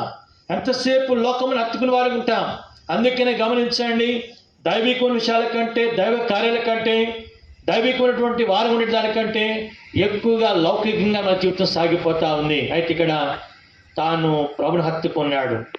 కాబట్టి మనం ప్రభుని హత్తుకోవాలంటే కొన్ని మనం విడిచిపెట్టాలి. అంటే లోకంలో వాటిని ఏం చెప్పండి, మనం వాటిని విడిచిపెట్టాలి. మనం విడదామనండి. రెండవ రాజుల గ్రంథం 18వ అధ్యాయం. రెండవ రాజుల గ్రంథం దయచేసి 18వ అధ్యాయము. ఇక్కడ ఒక మాట మనం చదువుకుందాం. చూడండి, అక్కడనే 4వ వచనం. రెండవ రాజులు 18:4. మోషే చేసిన అమ్మాట చదవండి. మోషే చేసిన ఇత్తడి సర్పమీష్ అంటే ఆయన చిన్నాభినములు చేశాడు. అంటే అర్థం ఏంటంటే ఏదైతే కానిది మనలో ఉంటుందో చెప్పండి, దాన్ని మనం చిన్నాభినం చేశాడు. దాన్ని తొలగించేసుకోవాలి, వాటి మనము ఉంచుకోకూడదు. అంటే ఏది కూడా మనకు ఒక విగ్రహముగా ఉండకూడదు. అర్థమైందండి? పురవారు ఏమన్నాడు? దేని స్వరూపమునైనను దేని రూపాన్ని నువ్వు చేసుకొనకూడదు, సాగిల పడకూడదు, నువ్వు దానికి పూజింపకూడదు. అర్థమైందండి? ఒక నిదర్శనంగా ప్రభు దాన్ని ఆ ఇద్దరు సర్పాన్ని అక్కడ ఉంచినాడు. అయితే ఇప్పుడు దాని వరకు ఒక విగ్రహం అయిపోయింది. కాబట్టి అందుకని ఇప్పుడు ఇసుకే చేశాడంటే దాన్ని చిన్నాభినం చేస్తూ వచ్చాడు. డిసెంబర్ మాసం వస్తుందంటే తప్పకుండా చెప్పడం చేస్తాము, క్రిస్మస్ పండుగ చేయాల్సిందే. ఇంటి మీద స్టార్, ఇంట్లో బార్. ఏమండి? ఇంటి మీద స్టార్, ఇంట్లో ఏమంటే చెప్పండి, బార్ ఉంటుంది. ఇక ఇది వచ్చింది అనుకోండి, ఏది గుడ్ ఫ్రైడే, ఈస్టర్ వచ్చేటప్పటికి ఏ డేసు? Lent days. లెంట్ అంటే అర్థం ఏంటి అని అంటే వసంతకాలం అని అర్థం. లెంట్ అంటే ఏంటి చెప్పండి అర్థం? వసంతకాలం ఏం చేస్తాయి? చెట్లు చిగురిస్తాయి. కానీ ఇప్పుడు మనం ఏం చేస్తాము? లెంట్ అని పెట్టుకొని తినకుండా ఏమంటే ఒక పూట పొద్దు అంటారు, అంటే ఒక పూట ఉపవాసం. పొట్టిదే కడుపున తిని కడుపున తాగి దొంగ ఉపవాసాలు చేస్తుంటాం మనం కదండి. ఇవన్నీ దేవుని వాక్యంలో లేవు. ఇలాంటివి చేస్తుంటాం. ఇవన్నీ ఒక విగ్రహాలు అయిపోయినాయి. అర్థమైనాయండి? పండుగలు చేయడం, దినాలు చేయడం, ఏమండి, ఇవన్నీ కూడా ఒక విగ్రహాలు అయిపోయినాయి. అలాంటి మనం చేయకూడదు. అలాంటి మనము చిన్న అభినయం చేశారు. వాటి సంపూర్ణంగా మనం రూపుమార్చే వారంగా ఉండాలి. మరొక మాట మనం చేసుకున్నాం. చూడండి, 2వ రాజుల గ్రంథం 18వ అధ్యాయము 7వ వచనం. చాలా ప్రాముఖ్యమైన వచన భాగం అండి. యెహోవా అతనికి తోడుగుండెను, తాను వెళ్ళిన చోటన అతడు జయము పొందాను. చదవండి, ఇప్పుడు ఆ మాట చదవండి. అతడు గట్టిగా, అతడు అష్షూరు రాజునకు సేవ చేయకుండా అతని మీద చెప్పండి వేసాడంట. తిరగబడ్డాడా? లోపడ్డాడా? మనమైతే ఏం చేస్తాం? లోపడతాం. అష్షూరు రాజు దేనికి సాదృశ్యం? అపవాదికి సాదృశ్యం. ఎవరు సాదృశ్యం అండి? యాకోబు రాసిన పత్రిక 4వ అధ్యాయం. యాకోబు రాసిన పత్రిక దయచేసి 4వ అధ్యాయం.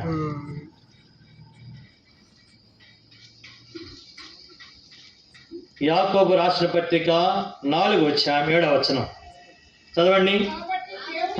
దేవునికి లోబడి ఉండుడి, అపవాదిని ఎదిరించుడి, అప్పుడు వాడి మీద నుండి పారిపోవును. కాబట్టి ఇప్పుడు చెప్పండి, అపవాదిని ఏంటంటే మనము ఎదిరించాలి. అపవాది ఇప్పుడు మనం ఏం కావాలంట?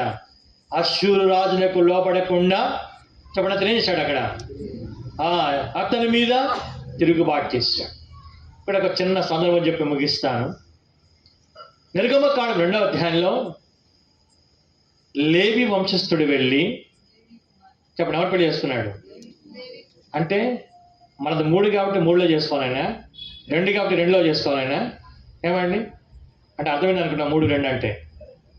ఒకసారి నేను ఒక స్థలానికి వాకింగ్ చెప్పడానికి వెళ్ళాను. ఎట్లా పరిచయం ఆ బయట కూర్చుంటే ఒక ఆయన ప్రక్కన కూర్చొని, ఇంకా మీటింగ్ స్టార్ట్ కాలేదు, మీ పేరు బ్రదర్ అన్నాడు. నా పేరు ఎఫ్రాయిం అరుళ్ అన్నా.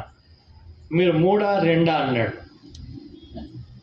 నాకు తెలియదు బ్రదర్ అన్నా. ఈనాడ వార్త అన్నాడు. ఏం మాట్లాడినా. రిక్షానా సైకిల్ అన్నాడు. ఏమండి నేను చెప్పే మాట మీకు అర్థమైపోయాను అనుకున్నాను. నవ్వుతా అందరు కదండి. ఇక లాస్ట్కి ఏమన్నాడంటే అసలు మీ ఇంటి పేరేంటి బ్రదర్ అన్నాడు. అంటే కొంతమంది ఇంటి పేరు చెప్తే కనుక్కుంటారు ఇక్కడ 3, 2 అని. అన్న చెప్పేసా పేరు పెట్టి. ఇప్పుడు గమనించండి, అలాంటి మనలో ఉండకూడదు. అర్థమైందా? మనము ఒక సంబంధంలో, ఏ సంబంధం? రక్త సంబంధం. ఏ రక్తం? యేసుక్రీస్తు యొక్క రక్త సంబంధం. ఇక మనకేంటి? కొంతమంది తెలుసు ఇక్కడ మా నాన్నగారు ఎవరు? 60 ఏమండి పాత వాళ్ళకి తెలుసు, ఇక్కడ ఎవరు లేరనుకుంటా. పెన్యాంకులో కూడా తెలుసు. 60 మా నాన్న ఎవరండి? నవ్వితే పళ్ళు ఉంటే తెలుగు కనబడుతుంది, మిగతా అంతా నల్లగా ఉంటాడు ఆయన. మా అమ్మ తెల్లగా ఉంటుంది, ఆమె తెనాలి, ఆంధ్ర ఆమె. ప్రాంతం వేరే, భాష వేరే, రంగు వేరే. ఏమండి ఇప్పుడు వాళ్ళని జత చేశాడు ఎవరు? భక్త్ సింగ్ గారు. పెళ్లి చేసి ఇక్కడ పంపించాడు. ఇక్కడే పుట్టాం మేమంతా, మా అక్క నేను మా చెల్లి ముగ్గురు ఇక్కడే పుట్టాం. ఇంకా కొంతమంది పెళ్లి చేశాడు. ఇప్పుడు మార్టిన్ గారు ఏమో 60 అయినా, ఆంటీ ఏమో పాకిస్తానీ, ఆమె ముస్లిం. అబూ గారు పెళ్లి చేశాడు, ఆయన కేరళ ఆయన, ఆంటీ ఏమో తెలుగు ఆమె. కింద మీద చేసేసాడు. అర్థమైందండి? అంటే ఏంటి అర్థం? మనలో ఏం లేవు చెప్పండి, భేదాలు లేవు. కాబట్టి మనమంతా ఎవరము? క్రీస్తు యేసు యొక్క సంబంధం, మన రక్త సంబంధులం. కాబట్టి ఈ గ్రహింపు మనకు కలిగిన వారికి ఉండాలి. ఇక్కడ మనం నేర్చుకునే పాఠం ఏంటంటే, అశ్షూరు రాజులకు సేవ చేయకుండా అతని మీద తిరగబడ్డాడు. కాబట్టి సాతానుకు ఎంత మాత్రం చోటు ఇవ్వలేదు. సరే, ఇక్కడ లేవి వంశస్థుడి వీళ్ళు ఏం చేశాడంట? లేవి కుమార్తెను విశ్వాసే పెళ్లి చేసుకోవాలా. దేవుని వాక్యం చెప్తుంది, ఎద్దునకు గాడిదను జత చేయకూడదు. మన బిడ్డలు విశ్వాసులైతే విశ్వాసమే చేయాలి, ఎంత ఆలస్యమైనా కూడా. చూడండి, ఇప్పుడు నా కుమార్తె కూడా చాలా సంబంధాలు వస్తున్నాయి. కానీ నేను కనిపెట్టేది ఏంటంటే, ఉద్యోగాలు ఉండొచ్చు, ఇల్లు ఉండొచ్చు, అన్నీ ఉండొచ్చు, కానీ వాడు మందిరానికి రాడు. దేవుడు అంటే వాడికి ఇష్టం ఉండదు, ప్రార్థన ఉండదు. అలాంటి వాడికి ఇచ్చి నేనేం చేయాలి? ఇప్పుడు నా ఆశ ఏంటంటే, ఇప్పుడు నాన్నగారు వాళ్ళు సేవ చేశారు, వారి తరం అయిపోయింది. ఇప్పుడు 2వ తరంగా మేము సేవ చేస్తున్నాము, ఈ తరం నడుస్తుంది. ఇప్పుడు 3వ తరంగా ఇప్పుడు నా పిల్లలు ఒకవేళ ఉద్యోగాలు చేసినప్పటికి కూడా వాళ్ళు మినిస్ట్రీ ఓరియంటెడ్గా ఉండాలని ఆశ. అంటే వారు పొద్దున్న లేస్తే ఉద్యోగాలు చేసినప్పుడు కూడా ఎప్పుడు మందిరానికి వెళదామా, ఎప్పుడు సువార్తకి వెళదామా, ఎప్పుడు మందిరానికి వెళ్ళి పని చేద్దామా, ఎప్పుడు దేవుని సేవకుని దగ్గరికి వెళదామా, ఎప్పుడు విశ్వాసంలో ఉన్నామా, అటువంటి ఆలోచన కలిగిన వారికి కావాలి ఎదురు చూస్తున్నాను నేను. నా ప్రార్థనది అర్థమైందండి? కాబట్టి ఇప్పుడు లేవి వంశస్థుడు లేవినే పెళ్లి చేసుకున్నాడు. కాబట్టి మనము విశ్వాసులే మనం పెళ్లి చేసుకోవాలా. కులాలు ప్రాంతాలు చూసుకునేది కాదండి. రేపటి నాడు వాళ్ళు తీసుకొని నరకంలో పడేస్తావు, ఆ నరకంలో వాళ్ళు కాల్చుంటప్పుడు నీకు అర్థమవుతుంది సంగతి ఏంటనేది. అందుకే జాగ్రత్త పడాలా. సరే, ఇప్పుడు పెళ్ళయింది, కొడుకు పుట్టాడు. మొట్టమొదటి అహరోను, మిరియాము, తర్వాత ఒకడు పుట్టాడు. ఆయన పేరేంటి?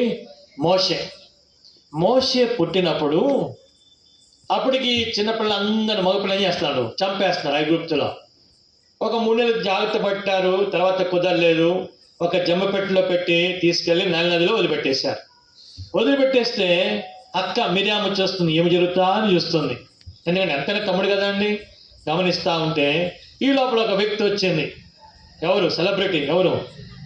ఫరో కుమార్తె వచ్చింది స్నానం చేయడానికి. వచ్చేటప్పటికి ఆ పెట్టెగల బట్టి తెరిచి చూస్తే చాలా సుందరంగా ఉన్నాడు, తెల్లగా ఎర్రగా బుర్రగా. అమ్మ అనుకుని ఎత్తుకుంది. ఈ లోపల పరిగెత్తుకుంటూ వచ్చింది. ఎవరు? ఏమో మిరియాం పరిగెత్తుకొచ్చి, ఈ బిడ్డను పెంచడానికి ఒక దాదిని నమ్మంటావా అని అంటే, పోయి తీసుకురాబట్టి ఎవరు తీసుకొచ్చింది?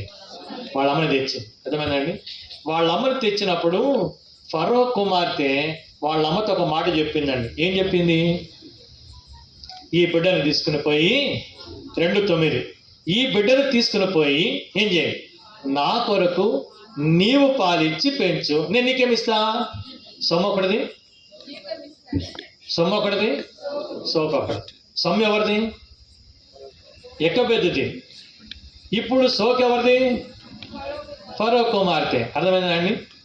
అయితే ఇప్పుడు ఎక్కబెద్దు ఎంత జ్ఞానం ప్రదర్శించిందంటే, దొరికిన నాకు అవకాశం అని ఆ చిన్న బిడ్డ మోషను తీసుకొని ఫరో కుమార్తె కొరకు పెంచలే. ఎవరి కొరకు పెంచింది? దేవుని కొరకు పెంచి. అందుకనే గొప్ప నాయకుడిగా చేపట్టాడు. ఎవరు? మోషే లాంటి నాయకుడు ప్రపంచంలోనే లేడండి. ఇంట్లో భార్య పిల్లలు ఉంటే వాళ్ళని నడపడం మన వల్ల కాదు. నెత్తి మీదకి కూర్చొని తొక్కితే ఆ గదానికి వెళ్తాం మనం. అన్ని లక్షల మందిని ఎలాగ నడిపించాడు ఆ దినాల్లో? ఇంత టెక్నాలజీ లేదు, ఏమండి, ఇంత పరిస్థితి లేదు. ఆ అరణ్యంలో ఎలాగ నడిపించగలుగుతూ వచ్చాడు? అంత జ్ఞానం, అంత శక్తి సామర్థ్యం, అంత ధైర్యం ఎలా కలిగిందంటే, వాళ్ళమ్మ చెప్పండి ఏం చేసింది? ఆమె కొరకు పెంచలే. ఎవరి కొరకు? ఫరో కుమార్తె కొరకు పెంచలే. ఎవరి కొరకు పెంచింది? దేవుని కొరకు పెంచింది. కాబట్టి ఇప్పుడు అంటే ఆమె చెప్పిన దానికి తిరుగుబాటు చేసింది. ఆ ముందు భాగంలో చూస్తాము, షిఫ్రా పోయినటువంటి 2 కనబడతారు. వారు మంత్రసానులు. వాళ్ళకు చెప్పాడు ఫరో, మీరు వెళ్ళి ఆ యొక్క ఇశ్రాయేలులో ఒకవేళ ఎవరికైనా మరి నొప్పులు వస్తుంటే, వారు ప్రసవించేటప్పుడు మగపిల్లలు పుడితే అనియండి, చంపేశాడంటే వీడేం చేశారంట? బ్రతికినిచ్చారంట. మళ్ళీ పిలిచి అడిగాడు, ఏమయ్యా, ఏమమ్మా మీకు చెప్పింది ఏంటి? మీరు చేసింది ఏంటి? మీరు బ్రతకనియొద్దని చెప్తే మీరు బ్రతకనిస్తానంటే వాళ్ళు చెప్పారు, అయ్యా ఎబ్రీ స్త్రీలు ఐగుప్తు స్త్రీలు లాంటి పనికి వాళ్ళు కాదండి, వాళ్ళు చాలా క్రమమైన వాళ్ళు, చాలా విశ్వాసమైన వాళ్ళు, భక్తి కలిగిన వాళ్ళు, వాళ్ళు చాలా చురుకుగా ఉంటారండి, మేము వెళ్ళే లోపల అంత అయిపోతుంది అని చెప్పారు. అర్థమైనా అండి? అంటే ఇప్పుడు ఈ షిఫ్రా పొయ్య ఫరోకు తిరుగుబాటు చేశారా, ఫరోకు అనుకూలంగా జీవించారా? దాన్ని బట్టి ఏం జరిగింది? అక్కడ రాస్తాడు మొదటి అధ్యాయంలో 20వ వచనంలో, దేవుడు వారికి మేలు చేశాడు, వారిని విస్తరింపచేశాడు, వారిని అభివృద్ధి పరిచాడు. ఈనాడు నువ్వు సాతానుకు లోబడకుండా సాతాను ఎదిరించి సాతానుకు వ్యతిరేకంగా వాడిని నువ్వు ఎదిరించి వాడిని పరిగెత్తించావంటే గమనించండి, దేవుని దూతలు వచ్చి నీకు పరిచర్య చేస్తారు. చెప్పండి, ఎవరికి పరిచర్య చేస్తారు? మత్తయి సువార్త 4వ అధ్యాయం. ఈ మాట చదివి ముగిస్తాను నేను. మత్తయి సువార్త 4వ అధ్యాయం 11వ వచనం. మత్తయి సువార్త 4:11 చదవండి. దొరకలేదా? అపవాది ఆయనను విడిచిపోగా దేవదూతలు వచ్చి, నువ్వు అపవాది నువ్వు ఎదిరించగలిగితే, వాడు పారిపోతే నీ దగ్గరికి వచ్చి పరిచయం చేసేది ఎవరు? దేవుని దూతలు వచ్చి పరిచయం చేస్తారు. అర్థమైందండి? కాబట్టి ఇప్పుడు నువ్వు ఎప్పుడైతే సాతాన్ని ఎదిరిస్తే వాడు పారిపోతాడో, ఇక నీకు మేలే, నీకు ఆశీర్వాదమే, నీకు దీవెనే, నీకు సర్వసమృద్ధి, నిన్ను విస్తరింప చేస్తాడు, నీకు సహాయం చేసేవాడు వచ్చాడు. హిజ్కియా జీవితం ద్వారా మనం నేర్చుకున్న పాఠాలు ఇవి. ఒకటి, ఇప్పుడు మొట్టమొదటి ఏంటి? దేవుని యందు విశ్వాసం ఉంచిన వాడు. రెండవదిగా అతని వంటి వాడు లేడు, దేవుని ఆత్మ కలిగిన వాడు. మూడవదిగా ధర్మశాస్త్రాన్ని గాయకుంటూ వచ్చాడు, ప్రభువును హత్తుకున్నాడు, ప్రభువును వెంబడించే విషయంలో వెనక్కి తిరిగి చూడలేదు, కార్యం ఉంటే వాటిని చిన్నాభిన్నం చేసేసాడు. ఆఖరిగా మనం చేసిన మాట ఏంటంటే, అశ్షూరు రాజులకు లోబడకుండా ఆయన మీద ఏంటంట తిరుగుబాటు చేశాడు. ఆ కారణాన్ని బట్టి ఆ మాట నేను చదవడం మర్చిపోయానండి. చదువుకుని మనం ముగించుకుందాం. దినవృత్తాంతములు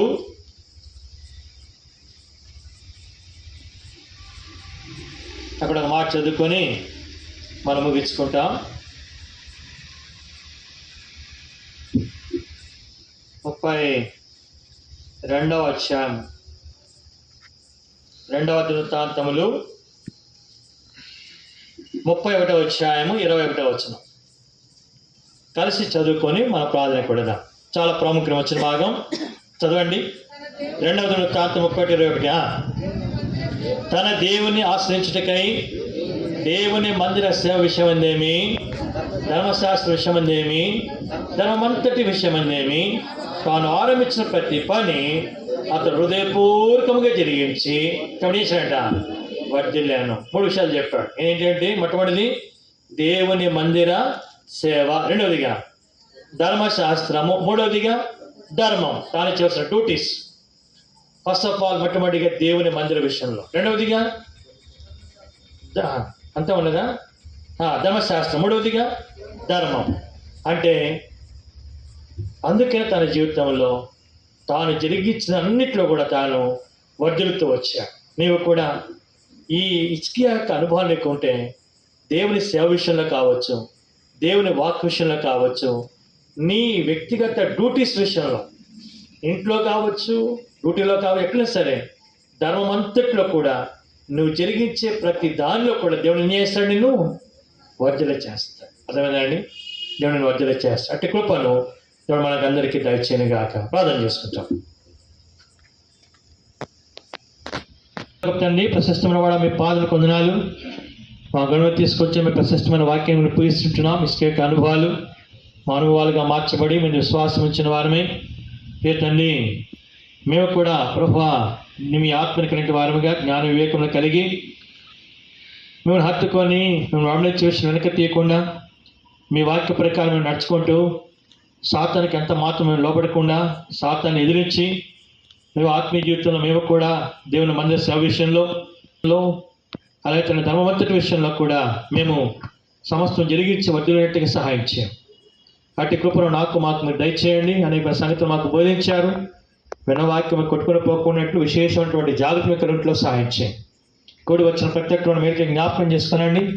రేపు ప్రయోజనం కొరకు మందిని ఆయుధపరుస్తులు అవసరాన్ని స్థానిక సంఘాన్ని బట్టి మీ దాసుల కుటుంబము జరిగించబడుతున్న పరిచర్యలు వేర్షబా బేత్యలన్నీ మనం కొనియాడుతూ గనపరుస్తూ రానున్న దినాలు ఇంకా మీకు విశ్రమింపచేసి నూతన ఆత్మ సమకూర్చి నిత్యత్వం కలిసి సిద్ధపరుస్తూ రావస్తాను. యేసు ప్రభు వారికి ఘనమైన నామములో స్తుతించాడు వేడుకుంటున్నాము తండ్రి. ఆమేన్.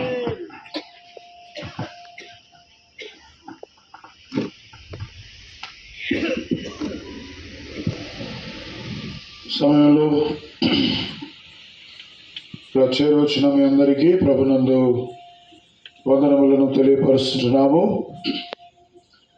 ప్రత్యేకముగా రేపు ఉదయకాలము బేర్షెబాలో ఆరాధన 9 గంటలకే ప్రారంభించబడుతుంది.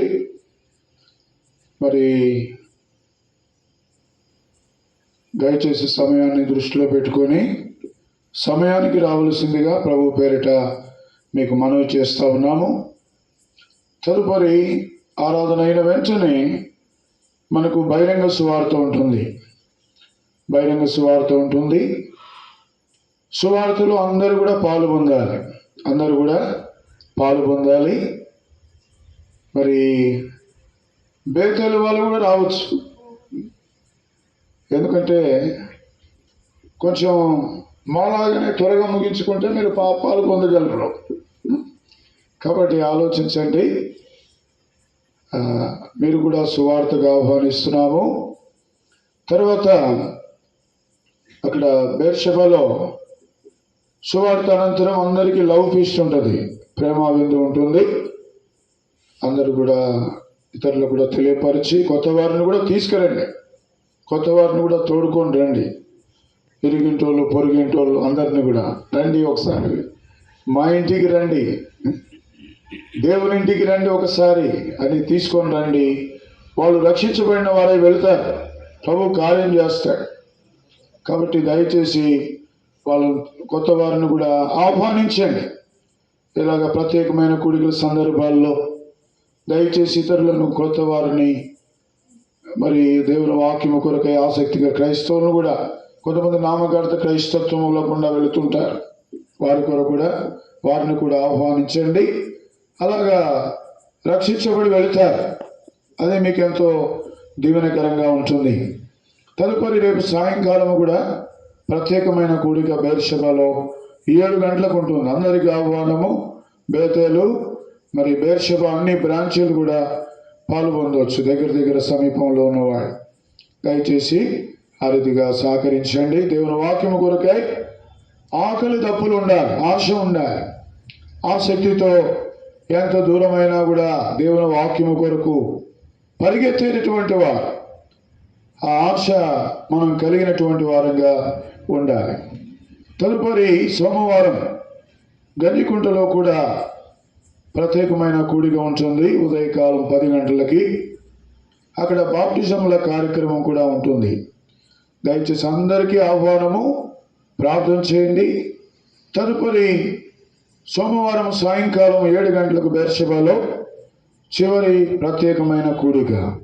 కాబట్టి ఈ కూడికల కొరకు, పరిచర్యల కొరకు భారముతో ప్రార్థించాలని ప్రభు పేరిట మీకు మనవి చేస్తుంటున్నాం. భారముతో ప్రార్థించటం మాత్రమే కాకుండా భారముతో ఏం చేయాలా? పాలు పొందాలా. ఆ రీతిగా దయచేసి పాలు పొందాలని ప్రభు పేరిట మీకు మనవి చేస్తా ఉన్నా. చివరి ఆశీర్వాదంతో మనం ముగించుకుంటాం. మన తండ్రి అయిన దేవుని ప్రేమ, మన ప్రభు అయిన యేసుక్రీస్తు వారి కృప, పరిశుద్ధాత్మ దేవుని యొక్క సన్నిధి, సహవాసము బేతేలులో చేరువచ్చిన మనందరికీ, బేర్షెబాకును చేరువచ్చిన మనందరికీ సదాకాలము దేవుని కృప తోడయుండును గాక. ఆమేన్.